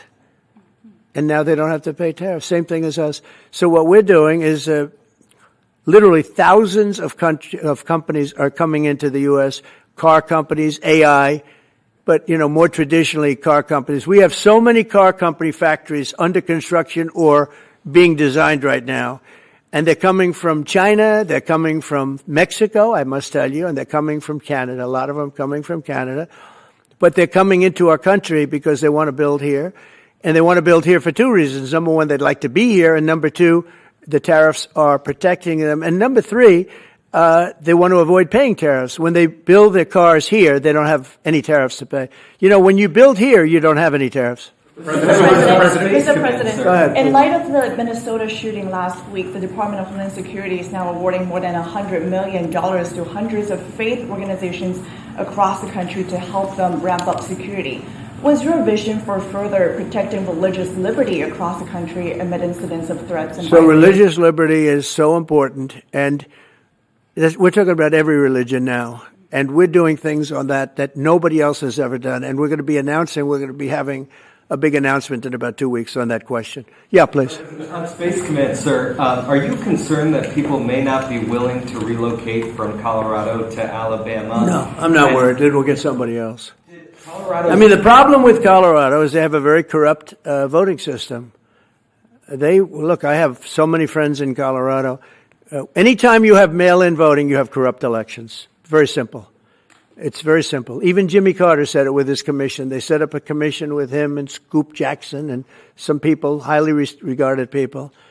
And they said the finding was, if you have mail-in voting, you will have corrupt elections. Well, your radical left governor decided that he was going to have all mail-in voting in Colorado. Once you have all mail-in voting, and for whatever reason, the Democrats cheat. And they cheat like, they're not stupid. That's the only thing. They're no good on policy. They're no good on management. They're no good at government. But they're great at cheating. And they stick together, too. I give them credit for sticking together. Please. Obviously, this is a big win for national security, moving this to Alabama. We've all can agree with that. Big. Is there any idea of the economic impact this has on the state and on that local area? Katie, do you want to answer that? Look, go ahead. Please go. This is going to be tremendous. The state of Alabama, what we've seen through this process is the worst of Washington. We've seen politics get in the way of what is best for the warfighter, what's best for national security. And the state of Alabama is about to show the country the best among us. So we know the economic impact is going to be tremendous. There at Redstone Arsenal, we're proud to house everything from the FBI to headquarters there for material command to a number of things. We obviously have NASA with Marshall Space Flight Center, and so this naturally fits within. When you look at the decision matrix that they placed in front of us, that's why we ranked so high, is because we have the resources necessary and the ability to build out quickly to meet the needs in front of us. As far as economic impact, it would be tremendous. Does anybody have an exact number? 1,600 jobs. 3,000 spin-off. With 3,000 spin-off. Look at this. This is teamwork right here. So we are really proud, and the people of Alabama are ready to get to work. And I've got a housing question, if you could, just for a second, Mr. Yeah, President. please. Owning a home and going about the American dream seems like it's out of touch for a lot of Americans. Just recently, you pushed out a statement on emergency housing situation. That's right. We're thinking about doing that. Yeah, can you just... Well, we need a little help from the Fed. We have a man named Jerome Too Late Powell. You probably heard of him. He's too late, way too late. And the economy is so strong that it's pushing through that. Normally it would have been much tougher, but we're doing so well that we're pushing through it. But it makes it very hard for people to get mortgages because too late is too late. Very simple. He's too late. And probably political, whatever. He wasn't too late before the election. Before the election, he was cutting rates, right? Because he was hoping that, I guess, Biden would get in or that Kamala would. He was a big Biden guy. Explain that one. And then he was a Kamala person. But he was hoping, I guess, she'd win, I guess. I don't know. It didn't work out too well. But, yeah, we need a very serious cut. You know, I think that if you look back many decades ago, the United States was always the lowest, even if they were doing badly. The United States was, because without the United States, everything in the world would die. It's true. It's so powerful. It's so big. And I made it really big in the first 4 years. Then it started to degenerate with what this Biden administration did. But we built it up to a level that I never thought we could be at this quickly. We're the hottest, we're the best financially. The money coming in is so big because of tariffs and other things, but because of tariffs. Tariff gets us even those other things. Plus it gets us great negotiating. I settled 7 wars, and numerous of those wars were because of trade. And numerous of the trade deals that I made were because of tariffs. It gives you a great negotiating ability. If that ability were taken away from us by a liberal court acting on essentially foreign nations, asking to get help from the United States government, when they've been doing this to us for 40 years, that's why we have $38 trillion in debt. We won't have it for long if they let us, if they allow us to do what everybody knows we should be able to do. Yeah, please. Mr. President, another Biden-era action that you're now reversing is that you signed a deal last week to make federal buildings adopt and embrace classical architecture styles again. Can you talk to us about why you do that, and also what's your vision? Well, we want to see beautiful buildings. Now, you know, it's in the eye of the beholder. I've seen architectural reviews over the years. I'm an expert at it. I've gotten a lot of great reviews. But I've seen buildings that I didn't think were very good get great reviews, and I've seen great buildings get bad reviews. So, but it's just a standard. We want to have a good standard. We're building something here, you know, for 150 years they wanted a ballroom at the White House. We're doing something at the highest level using great architects and all. And, you know, it's very exciting. But we have a lot of interesting things happening architecturally in D.C. And D.C. is like a different place. And, you know, even the contractor said, sir, we walked down today, we feel like much safer. It's like a different place. Washington, D.C. is great. Now, we're going to also beautify it. We're going to put a topping on the roads. We're not going to rip them apart and take 4 years to build a road that was exactly the same by the time you build it.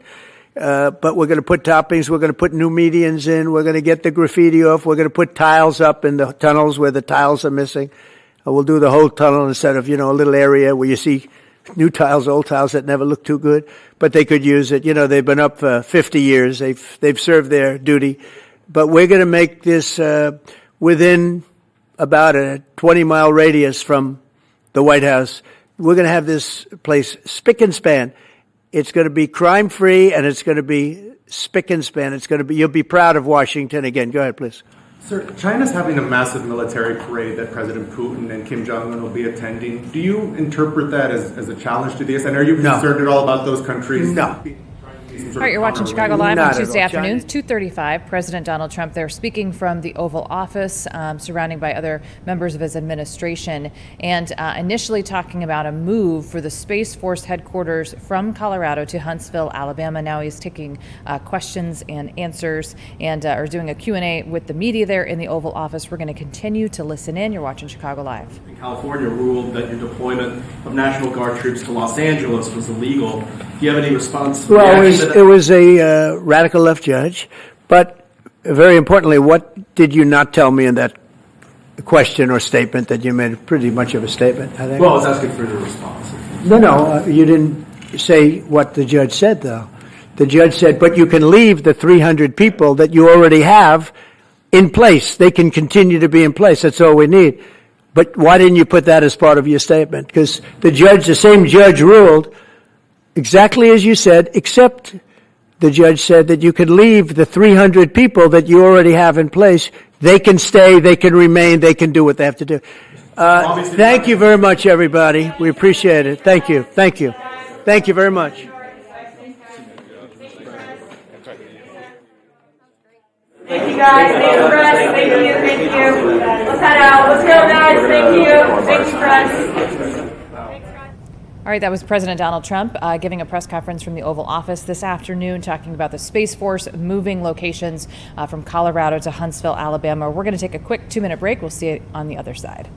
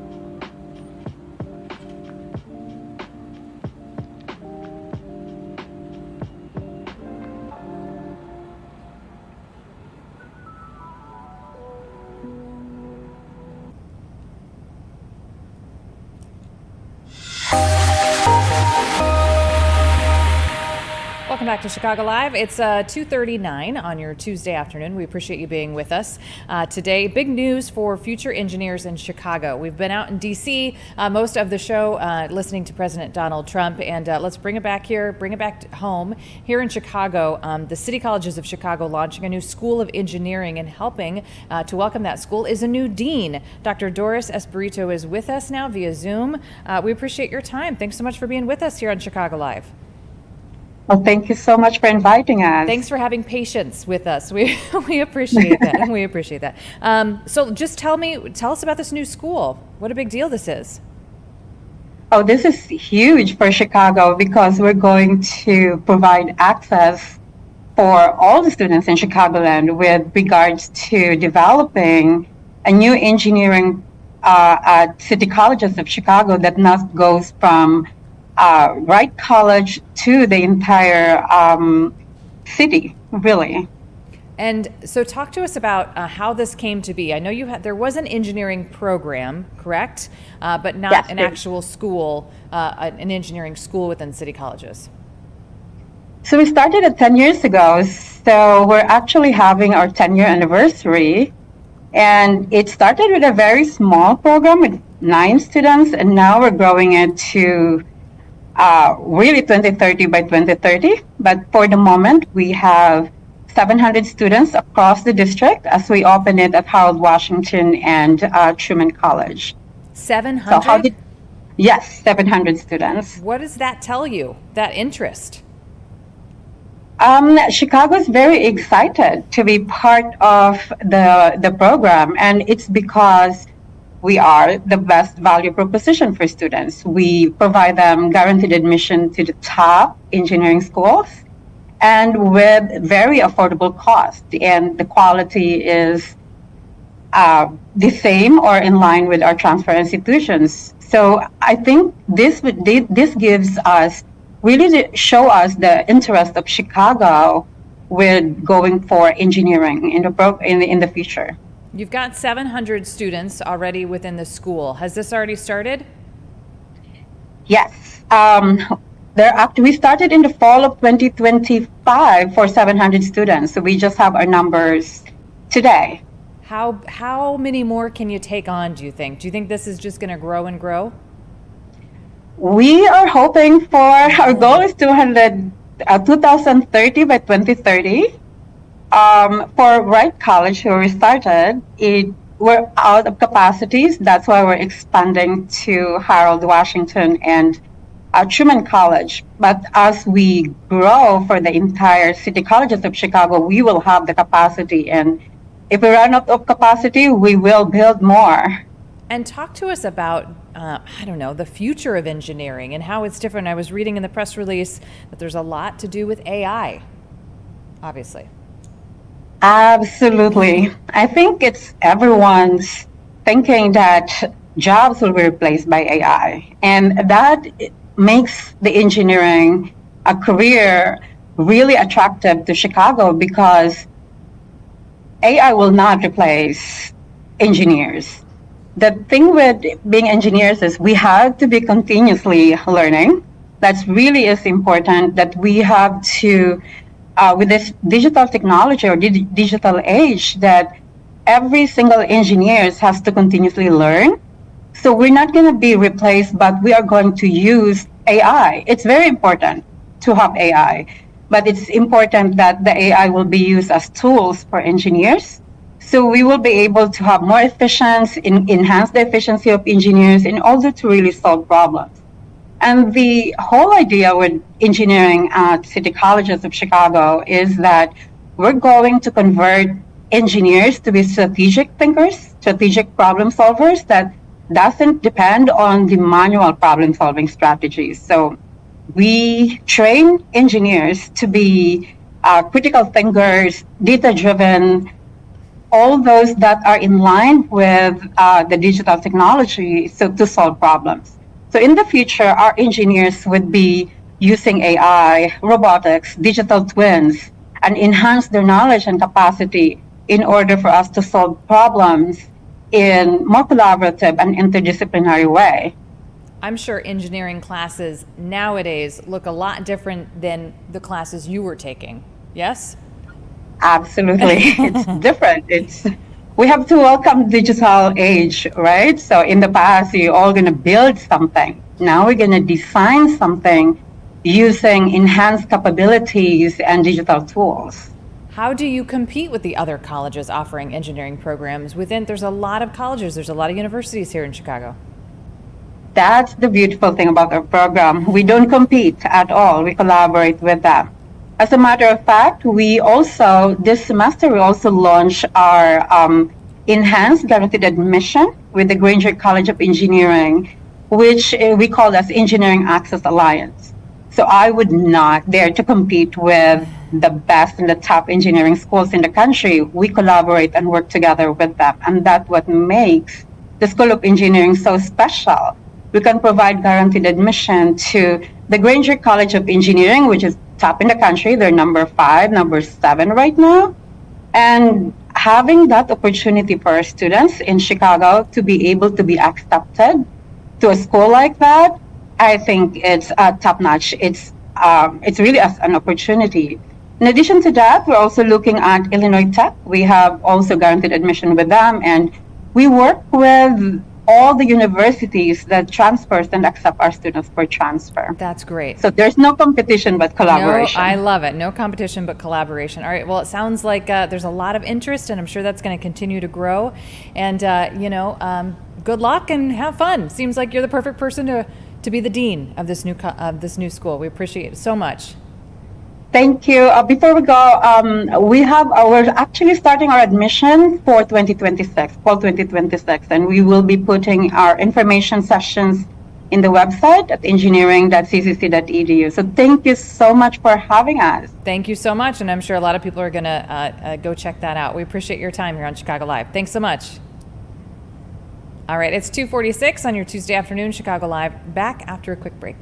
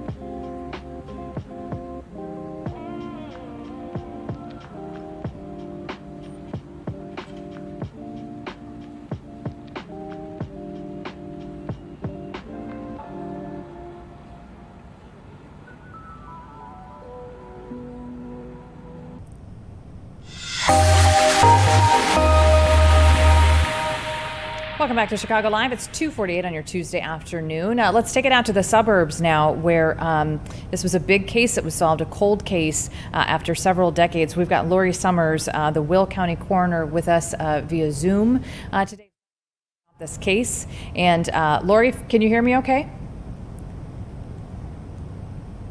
Okay, I'm unmuting.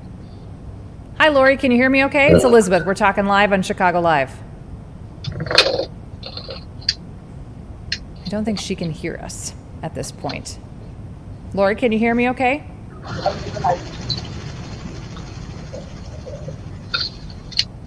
All right, we might try to straighten that out. Should we take a quick break, Jim? Yeah, let's toss to break, and then we'll get Lori on the other side of this break.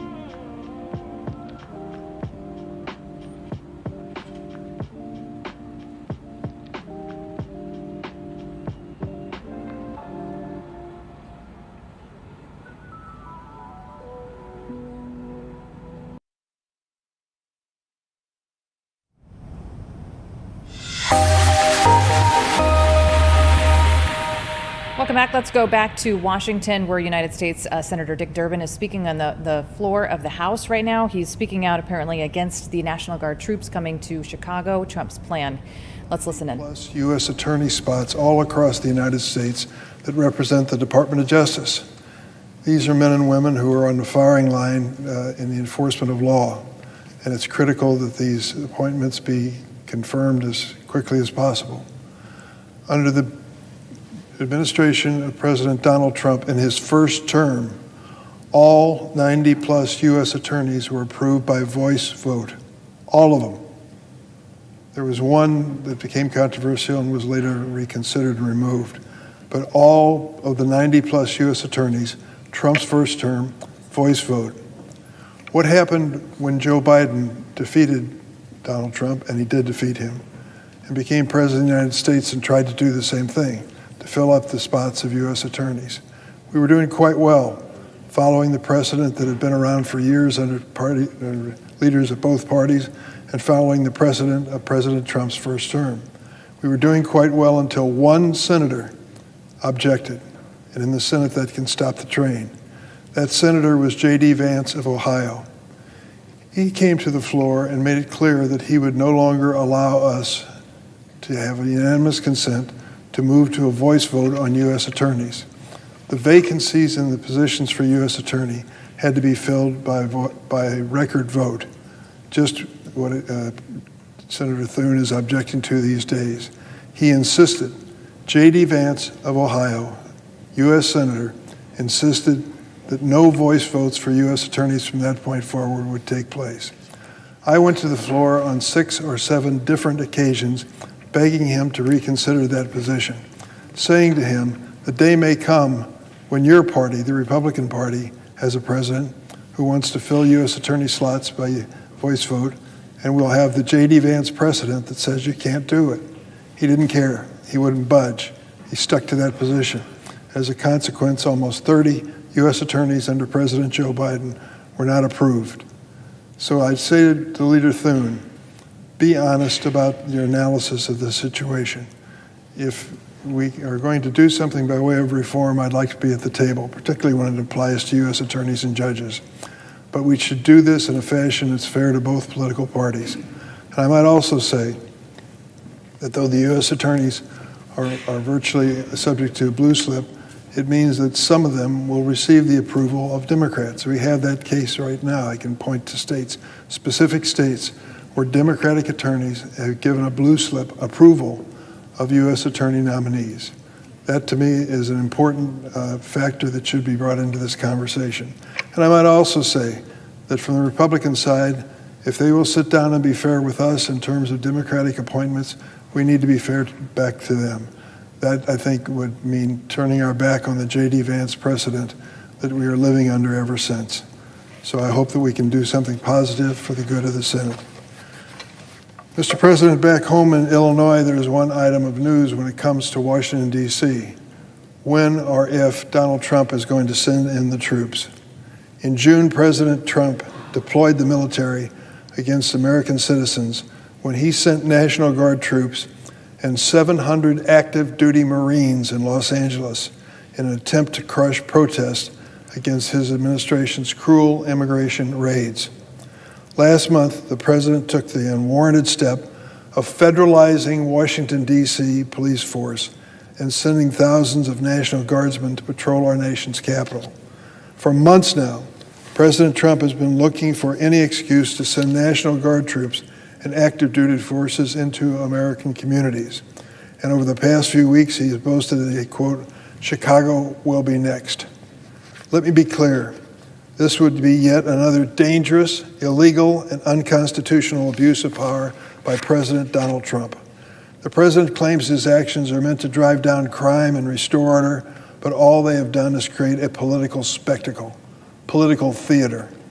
He ignores the reality that violent crime is down in the District of Columbia and in Chicago, and he ignores the fact that under our Constitution, the power to maintain law and order belongs to the states. That doesn't matter to Donald Trump. Only thing that matters to him are the optics, continuing to push the limits of our Constitution and the rule of law as he abuses his office. Using the military to occupy an American city in the absence of an emergency politicizes the institution, erodes civilian control of the armed forces, and places unnecessary burdens on service members, families, and employers. There are also troubling reports that federal law enforcement officers could operate out of the Naval Station Great Lakes, where the Navy trains thousands of new recruits a year. We are so proud of the Great Lakes Naval Training Station. Every single member of the United States Navy on the enlisted side goes through basic training in our state in the Great Lakes Naval Training Station. My brother, who was a volunteer serving in the Navy in the Korean War, went through that training in his day. It is a magnificent facility, and over the time that I've served in Congress, in the House and the Senate, it's been my honor to make sure that it's the very best training center in the world. Supporting law enforcement is not the core mission of the United States Navy or the National Guard, and it distracts our troops from preparing to respond to real threats from our adversaries around the world. All right, you've been listening to U.S. Senator Dick Durbin on the House floor discussing the potential plans for the National Guard troops to come into Chicago. This, of course, has been really dominating the headlines. We listened to President Trump earlier taking some Q&A from the White House about this topic. We do have Governor Pritzker coming up at a 3 o'clock press conference. We're going to take a break now. We're going to monitor that and bring that to you live.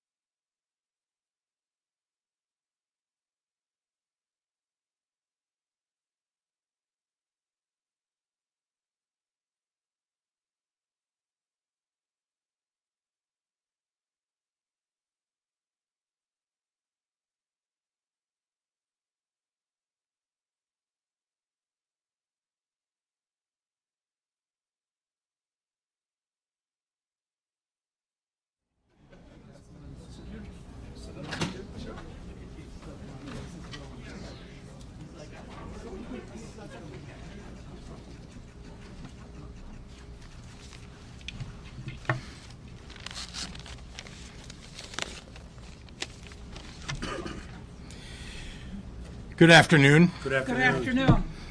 First, I want to address the President's unhinged remarks a few minutes ago, begging me to call him. No, I will not call the president asking him to send troops to Chicago. I've made that clear already. I know this has been an unsettling and difficult 10 days for the people of Chicago and Illinois. I'm going to do my best to share what we know as of today and speak frankly to the people of Illinois. Rumors have been swirling about what the White House has planned, and sifting fact from fiction has been increasingly difficult because Donald Trump's administration is not working in coordination with the city of Chicago, Cook County, or the state of Illinois. I want to take a moment at the top of my remarks to note how truly extraordinary it is for the federal government to refuse to coordinate with local law enforcement and government. Our state police regularly works with the FBI, the ATF, the DEA to go after gangs and gun runners and drug cartels. Under previous White House administrations, we regularly received notice and worked together on crime-fighting operations. This city has hosted major political conventions, flashpoint events like the NATO conference, and huge sports and entertainment gatherings over the years and across many presidential administrations. All those events required significant coordination between all levels of government. Some, like the Democratic National Convention last year, even required a limited deployment of the Illinois National Guard for broad security purposes, including especially preventing terrorism. For that 4-day event, there were conversations and meetings that began 1 year before the convention between my office, the mayor's office, the county board president's office, CPD, state police, the FBI, the Secret Service, and the Department of Homeland Security. The mayor and I were briefed at the highest levels of government, and we pledged unwavering support in the effort to pull off a convention that kept attendees safe and protected the rights of all citizens to express their First Amendment rights. The convention was a true success because of that collaboration. Fighting crime requires coordination. We have experienced nothing like that over the past several days and weeks. On Saturday, the head of the Illinois State Police received a phone call from CBP's Chief Patrol Agent, Gregory Bovino, indicating that ICE would be deploying to Chicago. It's the first outreach we have received from the Trump administration on this topic. Bovino was short on details and long on rhetoric. So in the absence of significant federal coordination, we've gathered information from unauthorized patriotic officials inside the government and from well-sourced reporters about Donald Trump's plan, which is to deploy armed military personnel to the streets of Chicago. I'm aware that the President of the United States likes to go on television and beg me to call and ask him for troops. I find this extraordinarily strange, as Chicago does not want troops on our streets. I also have experience asking the President for assistance, just to have the rug pulled out from underneath me when execution meets reality. I refuse to play a reality game show with Donald Trump again. What I want are the federal dollars that have been promised to Illinois and Chicago for violence prevention programs that have proven to work. That is money that Illinois taxpayers send to the federal government, and it's an insult to any and every citizen to suggest that any governor should have to beg the president of any political party for resources owed their people. I'd like to ask a question of my own, and it's one the press should be asking as well. When did we become a country where it's okay for the U.S. president to insist on national television that a state should call him to beg for anything, especially something we don't want? Have we truly lost all sense of sanity in this nation, that we treat this as normal? As I have done since becoming governor, I've been reflecting on my responsibilities to the people of Illinois. And one of those duties is to share with the public exactly what we know. In the coming days, we expect to see what has played out in Los Angeles and Washington, D.C., to happen here in Chicago. First, Donald Trump is positioning armed federal agents and staging military vehicles on federal property, such as the Great Lakes Naval Base. It is likely those agents will be with ICE, Customs and Border Patrol, the Department of Homeland Security, and other similarly situated federal agencies. Many of these individuals are being relocated from Los Angeles for deployment in Chicago. We believe that staging that has already begun started yesterday and continues into today. Second, unidentifiable agents in unmarked vehicles with masks are planning to raid Latino communities and say they're targeting violent criminals. As we saw in Los Angeles, a very, very small percentage of the individuals they will target will be violent criminals. Instead, you're likely to see videos of them hauling away mothers and fathers, traveling to work or picking up their kids from school. Sometimes they will detain, handcuff, and haul away children. They are law-abiding individuals who pay taxes and contribute to the communities who feel safe going to work and attending mandatory immigration check-ins. In other words, they're following the law. We have reason to believe that Stephen Miller chose the month of September to come to Chicago because of celebrations around Mexican Independence Day that happen here every year. It breaks my heart to report that we have been told ICE will try and disrupt community picnics and peaceful parades. Let's be clear, the terror and cruelty is the point, not the safety of anyone living here. Third, as lawful citizens exercise their First Amendment rights, Trump and his team will be looking for any excuse to put active duty military on our streets, supposedly to protect ICE. We have reason to believe that the Trump administration has already begun staging the Texas National Guard for deployment in Illinois. I want to be very clear on this point, and I want to speak directly to the press right now. We know before anything has happened here that the Trump plan is to use any excuse to deploy armed military personnel to Chicago.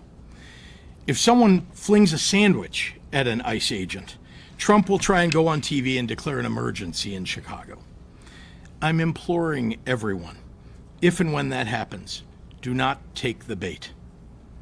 Lastly, after about 30 days or so, we believe that they will pick up all of those resources that they send here to Chicago and send them to the next city in a blue state, ignoring cities in red states with higher violent crime rates than we have.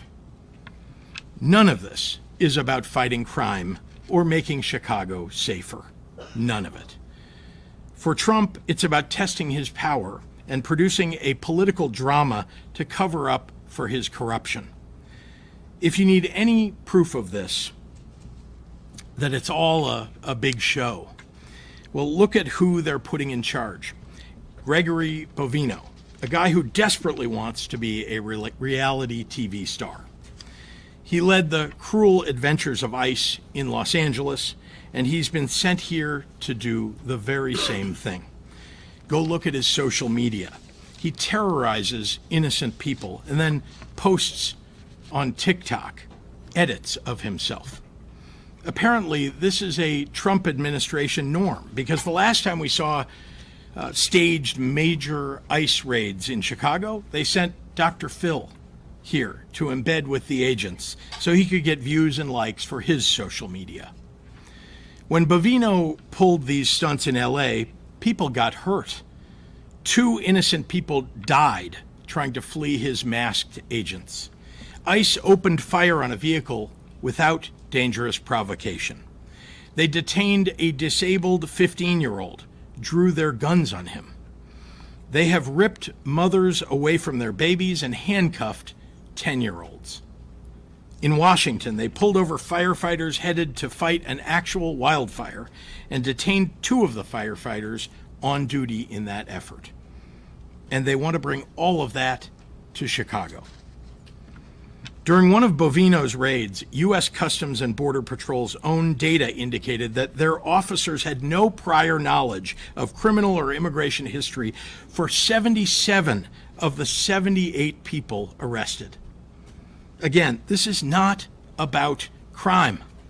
More and more reports around these raids include people who were stopped or detained because of how they look, and not because of any threat to the public.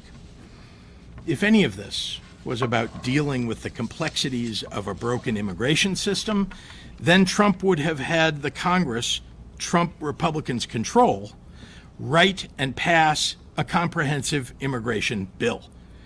Not only has that not happened, there is no talk of any such effort on the horizon. I know how Donald Trump thinks because I've been governor during both of his terms. He has surrounded himself with groveling yes men who are too weak to restrain his most violent and unhinged impulses, or who share those impulses.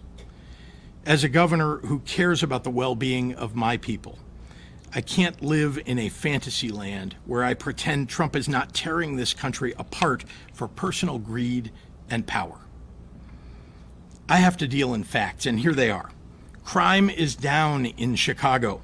Murders are down by almost 50% in the last 4 years. Shootings are down 57%. Robberies down 34%. Burglaries down 21%. Motor vehicle thefts down 26%.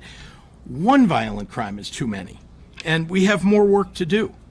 But we have made important progress on safety that Trump is now jeopardizing.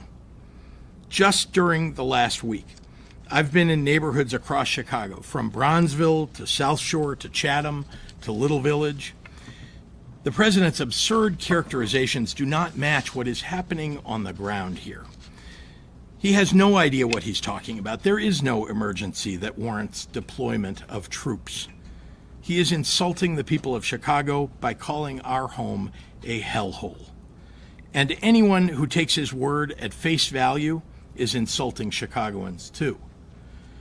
Crime is a reality that we all take seriously, me especially. I've held the hands of grieving mothers who have lost their kids to gun violence. I've been in consistent contact with law enforcement and managed our state through some of its toughest moments.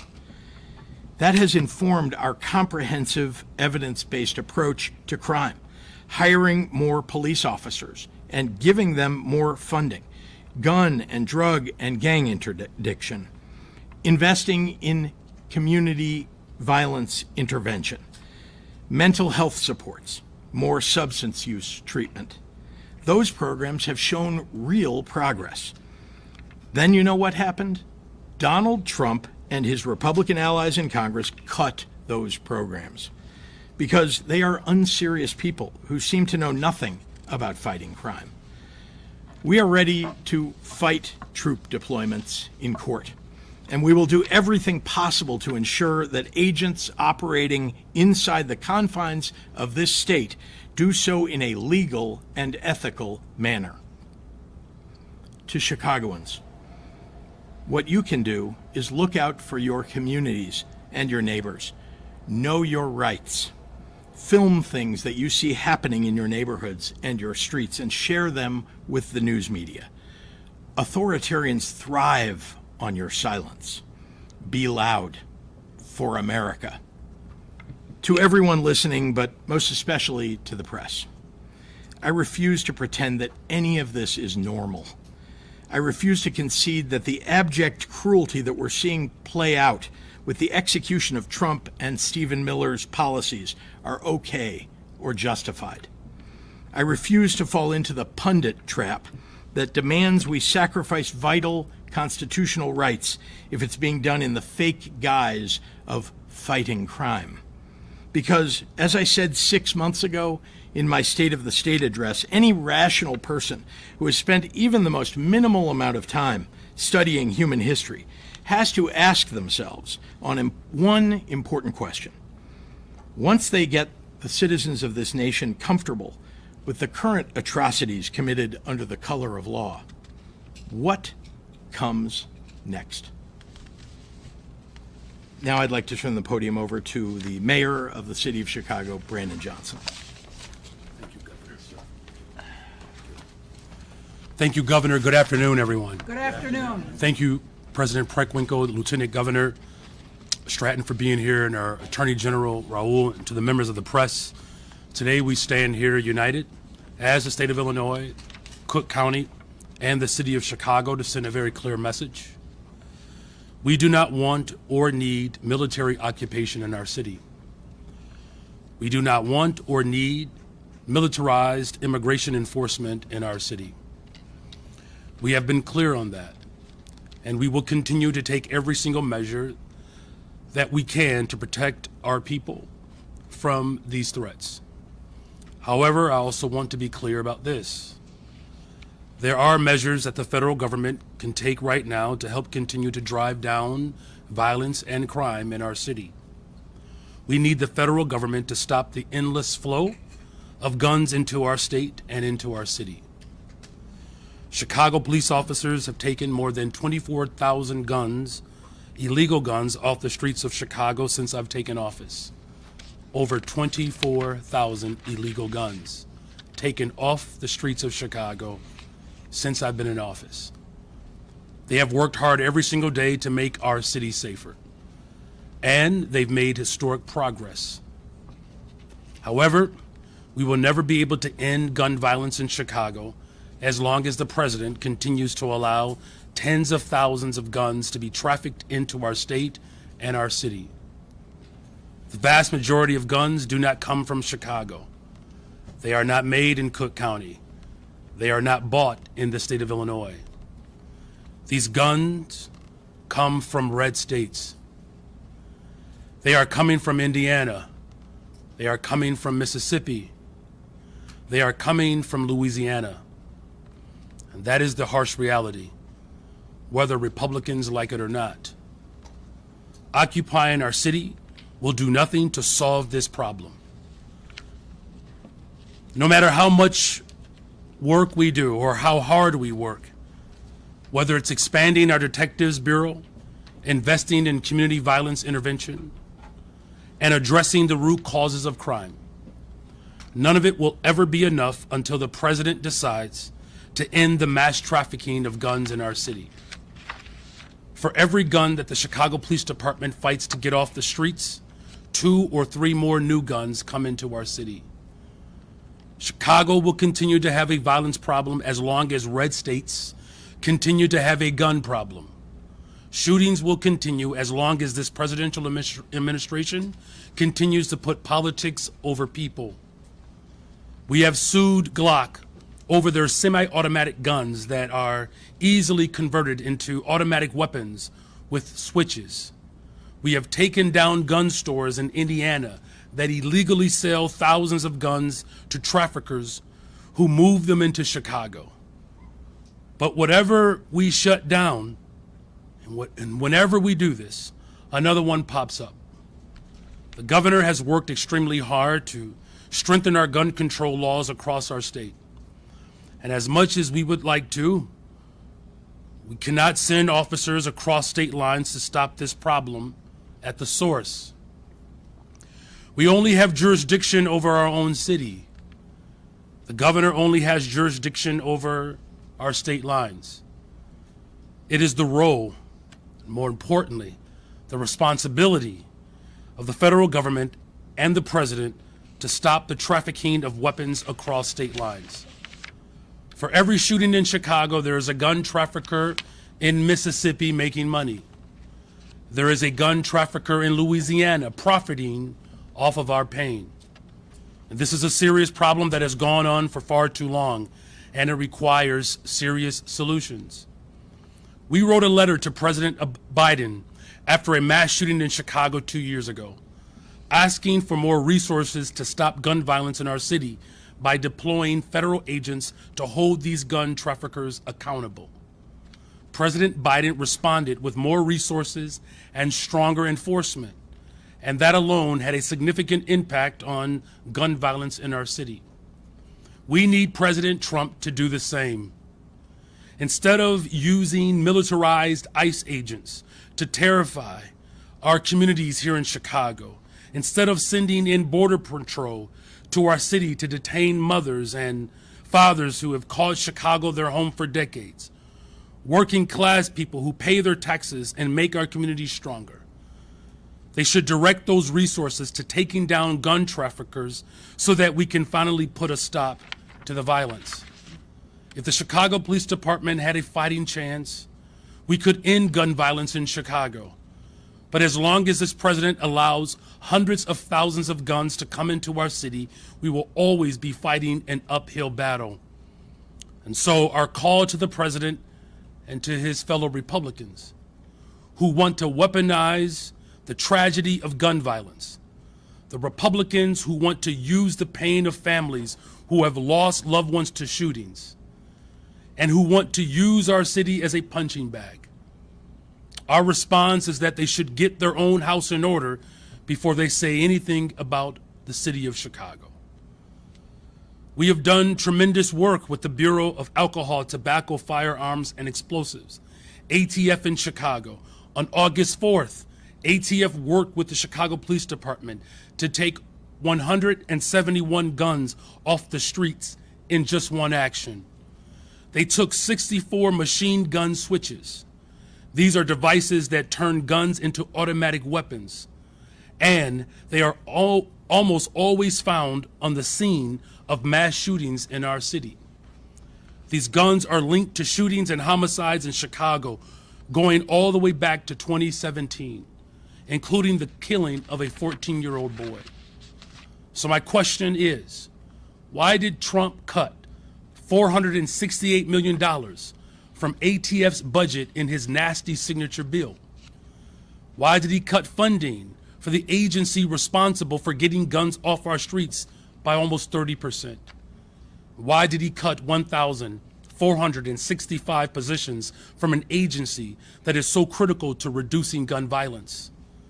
They cut funding from the agency that is actually stopping gun traffickers so they could increase funding for ICE and Border Patrol. I'm going to repeat that again so that it sinks in.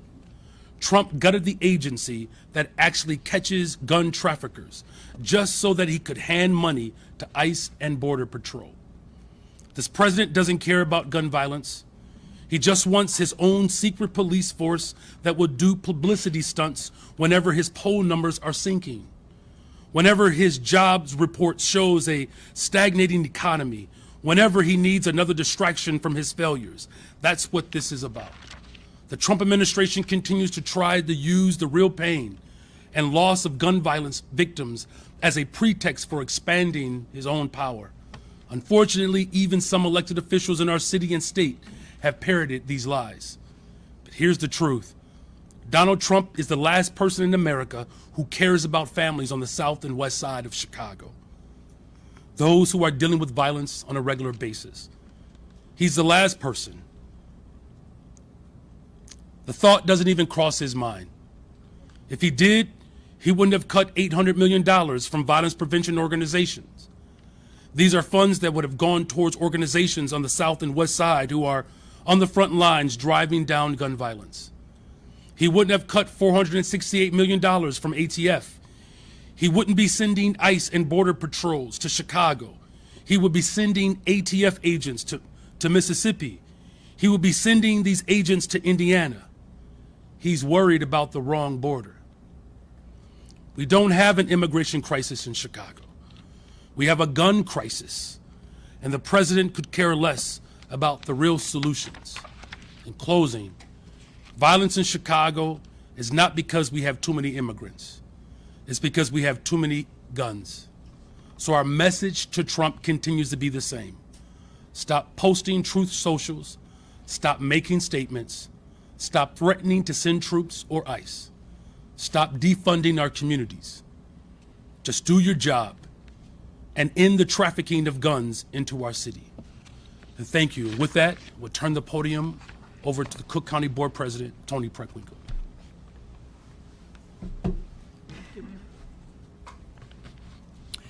Good afternoon. Good afternoon. I want to thank all of you for being here today.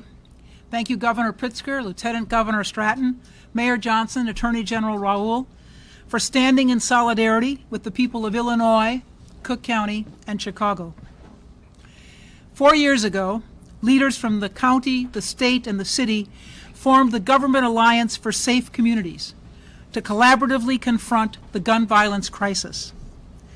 This alliance works to maximize the impact of public funding, build cross-sector partnerships, and support organizations working on the ground to reduce violence. Together, we've made historic investments in community safety. Over the last 3 years, Cook County alone has invested over $100 million in community violence intervention and other evidence-backed violence prevention strategies. We will soon launch a new capacity-building network to provide training and technical assistance to strengthen organizations and maximize their impact in communities. Our government partners at the state and city level have also invested at unprecedented levels. Why do I bring this up? Because it's working. In Cook County, we've seen a 35% drop in gun homicides from this time last year and a 45% drop in gun homicides from 2021. I'm going to say that again. In Cook County, we've seen a 35% drop in gun homicides from this time last year and a 45% drop in gun homicides from 2021. Our investments are working. Meanwhile, President Trump is freezing $158 million in funding for violence prevention programs in cities like Chicago. He's dismantling the Office of Gun Violence Prevention and terminating more than $800 million in anti-violence grants nationwide. Needless to say, crime prevention is not his true agenda. The president is reducing resources that are working while undercutting local efforts. He is deploying active duty military personnel within our own borders. This is our America today. I say all this as we gather at a critical moment in our nation's history. For generations, our parents and grandparents believed that democracy was not simply an idea. It was a promise that people, not soldiers, should decide the future of our communities. That promise is now being tested.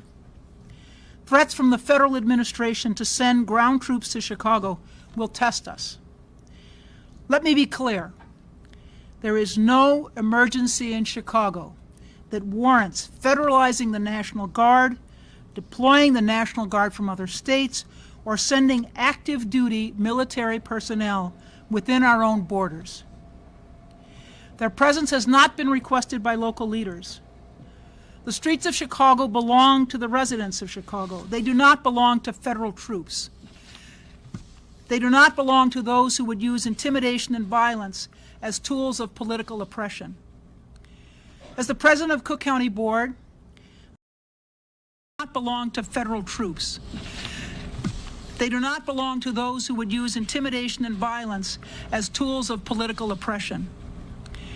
As the president of Cook County Board, I've spent my career working to make our institutions more fair, just, and accountable.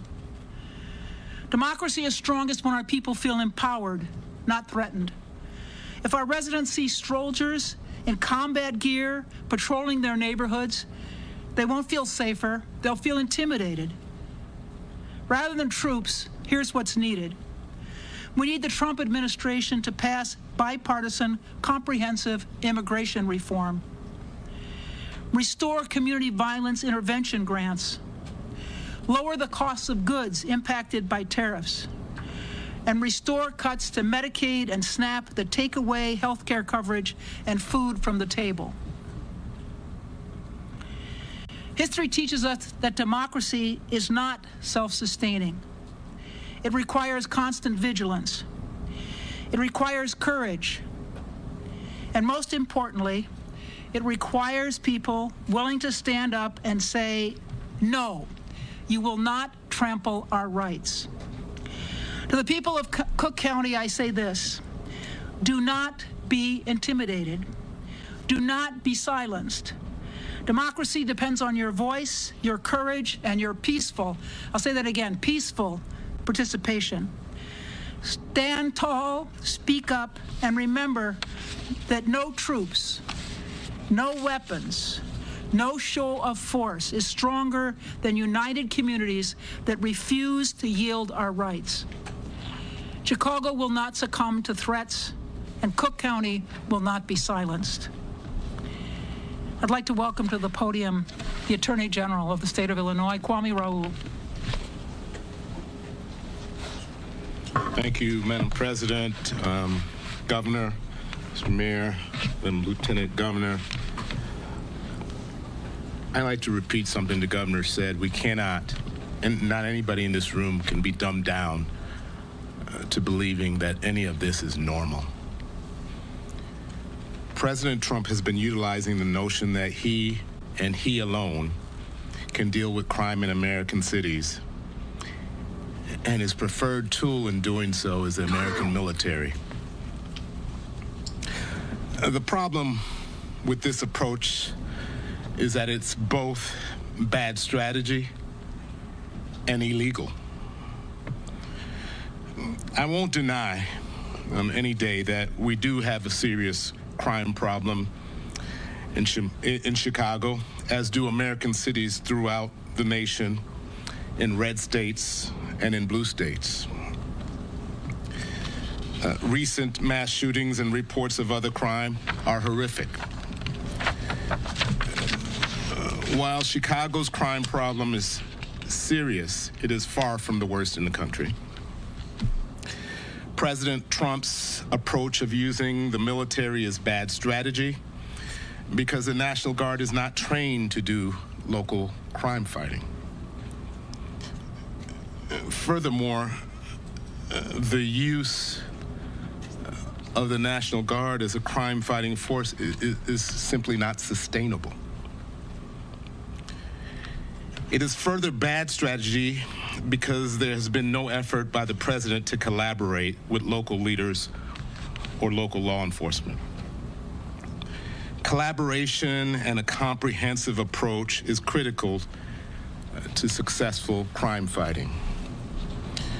Since the outset of my tenure as Attorney General, I and other local law enforcement partners have worked closely with federal law enforcement partners, including the FBI, DEA, ATF, Secret Service, and others, to investigate and prosecute criminal activity in Illinois. This one-team approach to fighting crime, utilizing combined intelligence, experienced, well-trained agents and officers, and state-of-the-art technology has yielded great results. It, combined with the investment in community violence interruption and providing for victims of crime, has led to a significant reduction in crime. If President Trump wanted to contribute to fighting crime in Chicago, he would steer more resources to these federal agencies that are collaborating with local law enforcement instead of dramatically cutting their budget. If President Trump were serious about fighting crime, he would not be cutting funding to proven community violence interruption efforts. If President Trump were serious about fighting crime, I would not have to have sued him 2 weeks ago, sued the Department of Justice 2 weeks ago for threatening to deprive resources for victims of crime based on unrelated immigration criteria. If President Trump were serious about fighting crime, he would not enter into collusive settlement to put machine gun trigger reset back out onto the street, devices back out onto the streets. President Trump's plan is not only bad strategy, but it is illegal. The militia clauses of the United States Constitution give Congress sole authority to decide the circumstances that allow the president to federalize the National Guard. The 10th Amendment preserves state sovereignty to enforce state laws as they see fit. As recognized by Judge Charles Breyer today in California, the Posse Comitatus Act limits the ability to use the military for domestic law enforcement. Although the president does have limited, and I repeat, limited authority to deploy the National Guard to help federal law enforcement in specific circumstances, none of these circumstances exist in Chicago. We are not being invaded by a foreign nation. There is no rebellion against the federal government as there was on January 6th. There does not exist an inability to enforce federal law in Chicago. Federal courts are open. Federal criminal cases are being prosecuted and investigated every day. And as I mentioned, federal criminal investigations in collaboration with local law enforcement are taking place on a daily basis.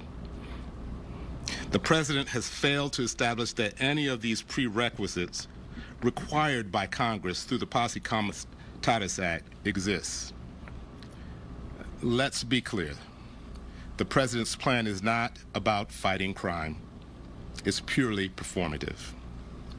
He wants to demonstrate a show of military force towards American citizens as we would only see in authoritarian countries like China, North Korea, or Russia.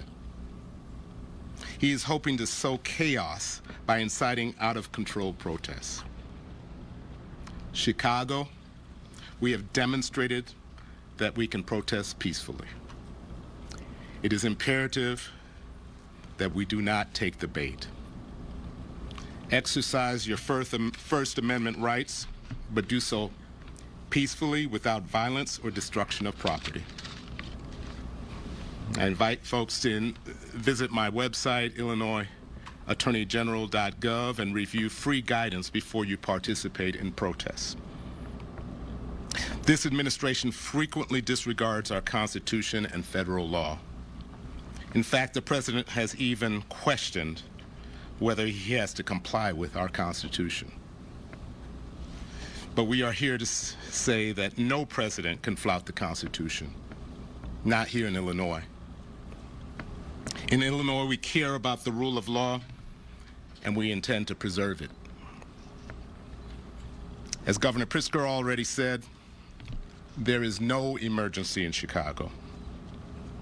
I've been in touch with the governor's office and the City of Chicago Corporation Council, and we will not hesitate to take action to protect our residents if this administration breaks the law or violates our Constitution.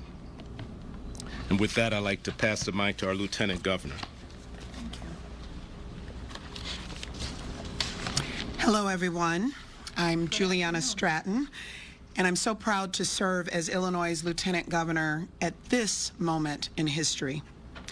Thank you to Governor Pritzker, Mayor Johnson, President Preckwinkle, and Attorney General Raoul, and everyone standing here together preparing to defend our people. I've dedicated my entire career to creating safer communities across our state. As Lieutenant Governor, I lead councils and initiatives focused on addressing the root causes of violence and delivering peace. I've had countless conversations with people who have been impacted by crime, and I can say without a shadow of a doubt that no one, absolutely no one, has ever asked to militarize our city. This performance by Donald Trump and the puppets in his administration has nothing to do with eliminating crime. This con is about power, control, and fear. Trump is weaponizing federal agents against vulnerable communities in an effort to scare us all. When we see our neighbors snatched from the sidewalk and peaceful residents thrown into unmarked vans, it will hit a nerve, and it should. but he is banking on the heartbreak any decent person would feel watching this abuse so that he can manipulate tensions and further his power grab by sending actual soldiers into Chicago.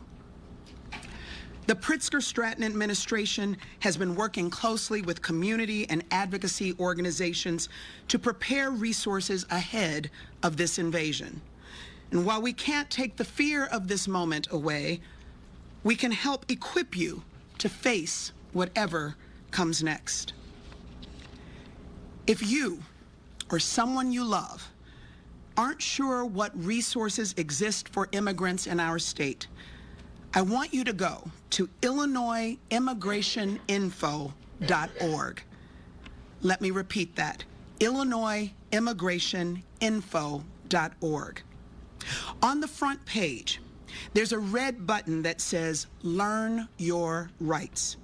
That takes you to a complete Know Your Rights toolkit where you can access specific guidance for different scenarios. Also on that front page is a red button that says Get Legal Help. If you or someone you know needs an immigration lawyer, this page has resources for finding representation. IllinoisImmigrationInfo.org also offers a family emergency plan template so you and your family can make a plan together before anything happens. And if you do end up facing an immigration emergency, call the Family Support Network hotline at 1-855-435-7693. There are translation services available and people ready to help. Our goal is not to scare anyone, but to prepare everyone to face some ugly realities in the coming days. Many Illinoisans who look a certain way are going to spend this time living in deep fear. That will mean skipping celebrations, avoiding certain places, and keeping in constant contact with your loved ones. The best thing that those at risk can do in this moment is to prioritize your health, mental wellness, and safety above all else. To those who have the privilege of never knowing what it feels like to question your safety because of how you look, this is your moment to step up and step in. Raise your voices on behalf of those who cannot. Chicago has a long history of peaceful protest. We're no strangers to calling out corruption and speaking up when our rights are on the line. We've shown that peace begets progress, and it's time to do it again. This version of America is not safe for anyone's American dream, but it can be if we take each other's hands and push back against this hate with every fiber of our being. Despite the gaping lack of humanity in Trump's soul, we know who America really is. A place where our ancestors triumphed over evils even greater than those we face today. A place where goodness exists alongside complexity. A place where goodness is real and powerful and worth fighting for. We are with you, Chicago and Illinois. Our only way forward is together. And so, together, we will march. With that, I will ask Governor Pritzker to come back to answer questions from the media. Thank you. Rose. Where your intel comes from related to the Texas National Guard, because sources in the Texas governor's office just told my colleagues that that's not accurate. Well, good. Keep asking. And let's be clear, I'm not going to reveal the sources. These are people who are patriotic Americans who either work in the administration or work in the various branches of the military who've been willing to share what they know with us. Say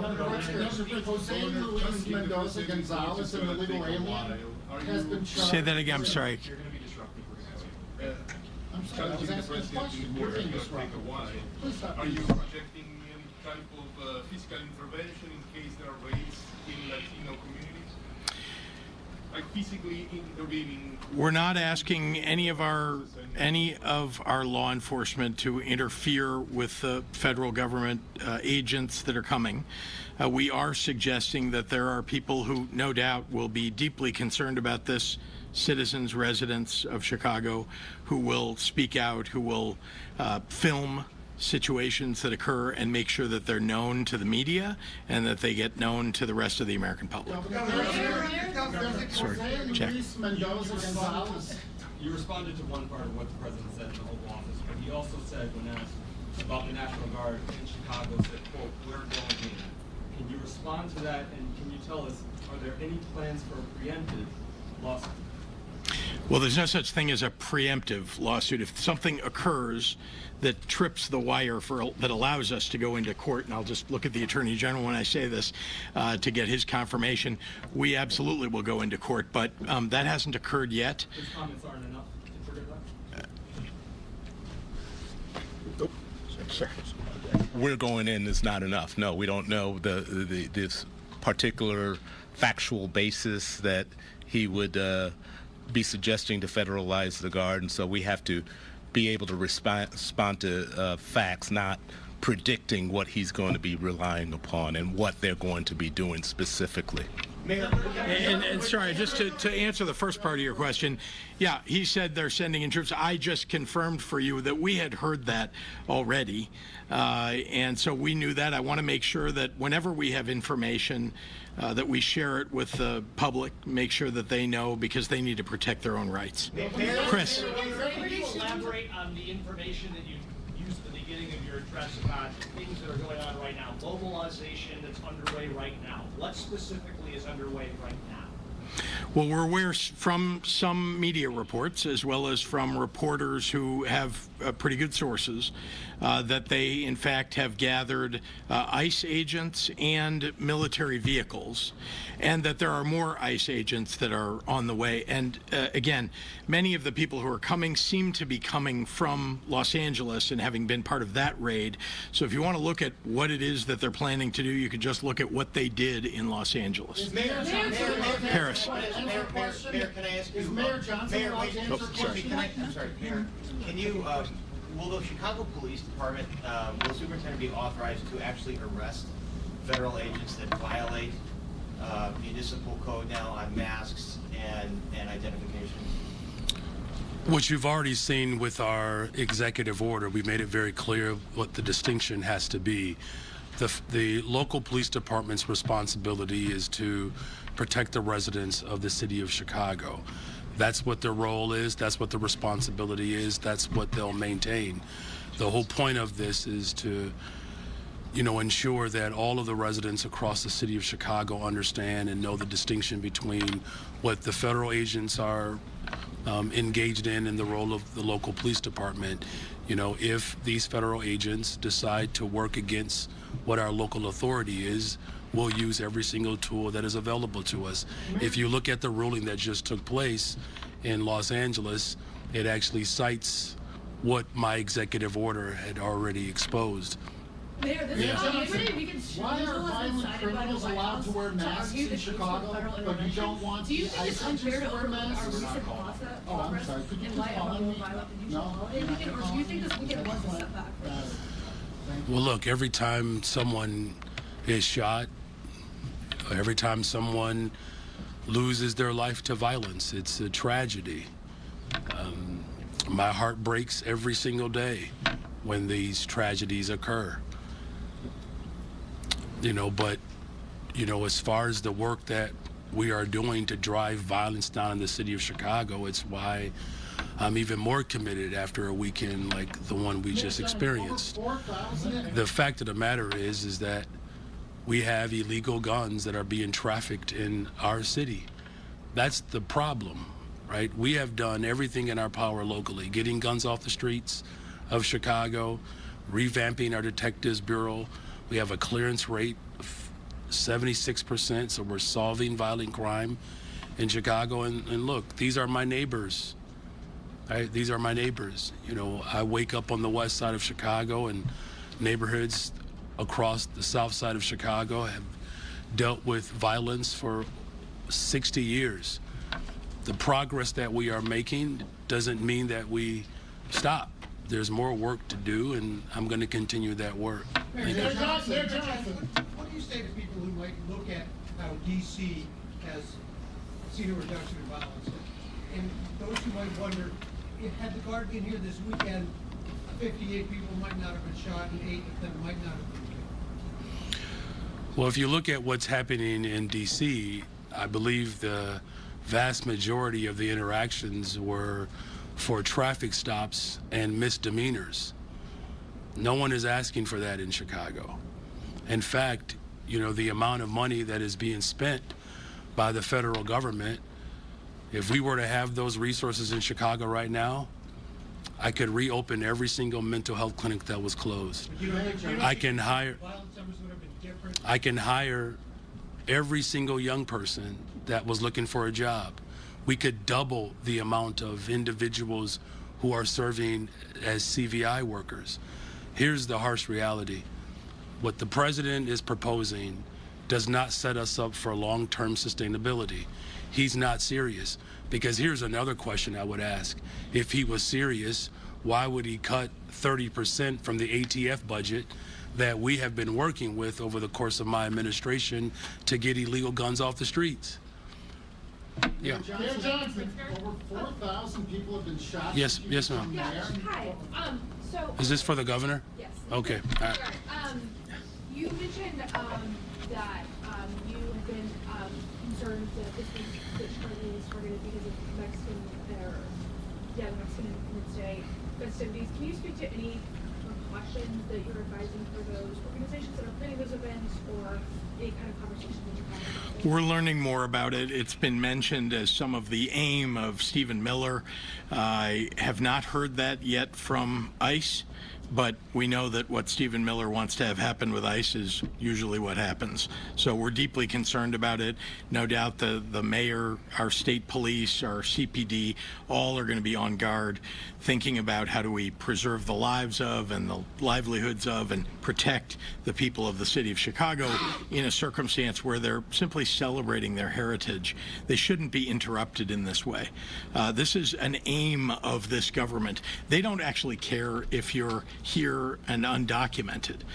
They just care if your skin color is a little off of theirs and that you're Latino. They're going to just target you without knowing anything.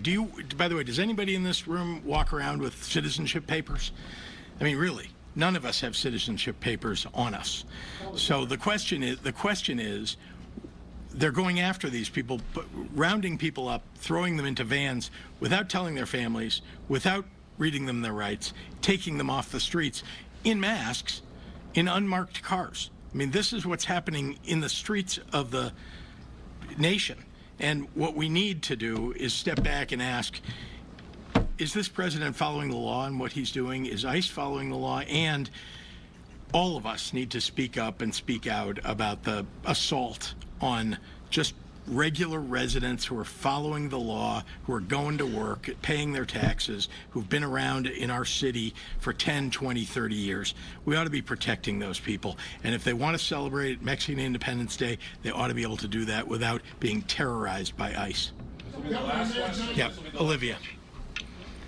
Some weeks ago you called for mass disruption, fighting everywhere all at once. Today you said, don't take the bait if they're going to want to send in more troops. What exactly are you suggesting that Chicagoans do or don't do? Just to follow up on the last question, are you suggesting that people change their plans for Mexican Independence Day and that sort of thing? I'm not suggesting anything about that. Certainly the Chicago Police Department, the City of Chicago, that's hosting the Mexican Independence Day events, will work with state police and others to determine how that ought to be handled.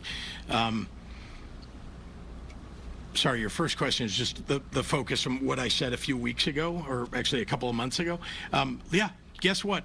People ought to be speaking out about what this administration is doing. I'm doing it from this podium, but people can go protest. People are holding up signs on street corners with their friends to protest. There are thousands of people, indeed millions of people, that showed up for for No King's Day.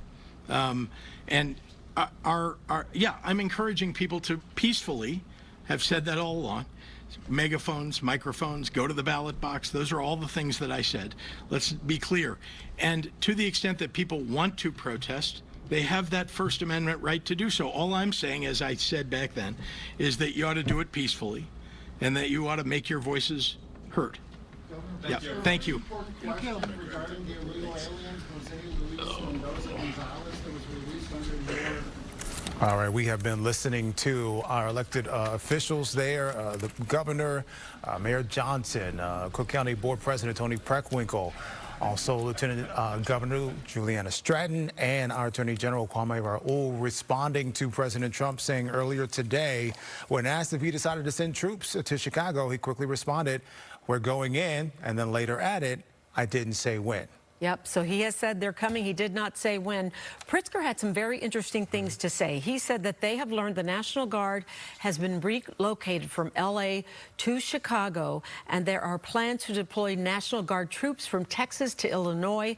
And he said that they have also learned that the Great Lakes Naval Base is the staging area for these troops. We have reported that before, and I believe Paris has reported that. But the interesting thing he said was that the staging area apparently started yesterday. And he also says that they have learned unidentified masked agents are planning to raid areas in Latino communities, and that they picked the month of September because of all of the Mexican Independence Day celebrations, and that they have words that celebratory picnics and parades would be disrupted by ICE agents. Yeah, both everyone really who took the podium said none of this is really about fighting crime here. Responding to the president's threat to send in the National Guard troops. The mayor even going as far as saying for every shooting in Chicago, there's someone in a red state profiting off the pain. Of course, he was talking about gun trafficking there. And the governor also saying that the resources that they'll use to send those troops here will be better spent on the many violence prevention plans and programs we have here in Chicago that they say are working, as evident by our numbers, crime numbers being down here in the city. They're saying, let's get those guns that are flowing into Chicago. Let's get those numbers down. Kwame Raoul, also the Attorney General, spoke, and he said that the president does, in fact, have limited authority to deploy National Guard troops, but only under certain conditions.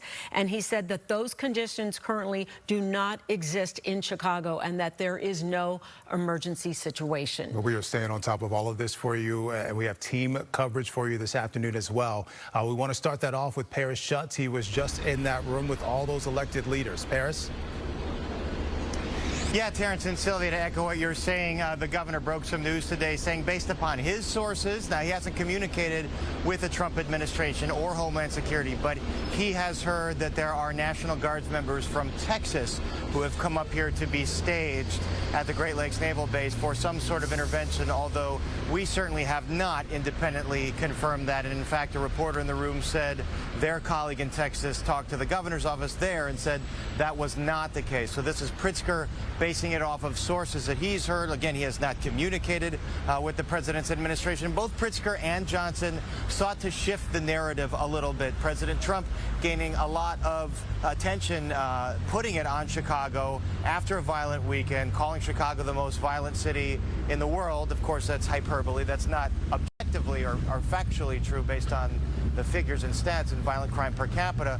But Pritzker saying if the president was serious, he and Congress would increase funding for violence intervention and policing and mental health. Take a listen.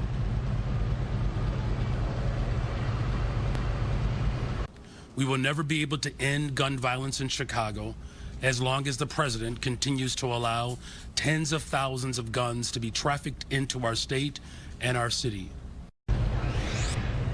And of course, there's Mayor Johnson there, and he sought to change the narrative into the gun trafficking problem, the fact that thousands of guns have been seized by the police over the last year, that the majority of guns that are found in crime scenes in Chicago come from outside the city, and in most instances outside of Cook County, many coming from out of state, coming from Republican states. So blaming Republicans for lax gun policies, saying President Trump and Congress should tighten up gun trafficking prosecution and policies, that is a driver of crime, and that the National Guard coming in here cannot in and of itself stop violent crime. Let's take a listen to Governor Pritzker if we have that.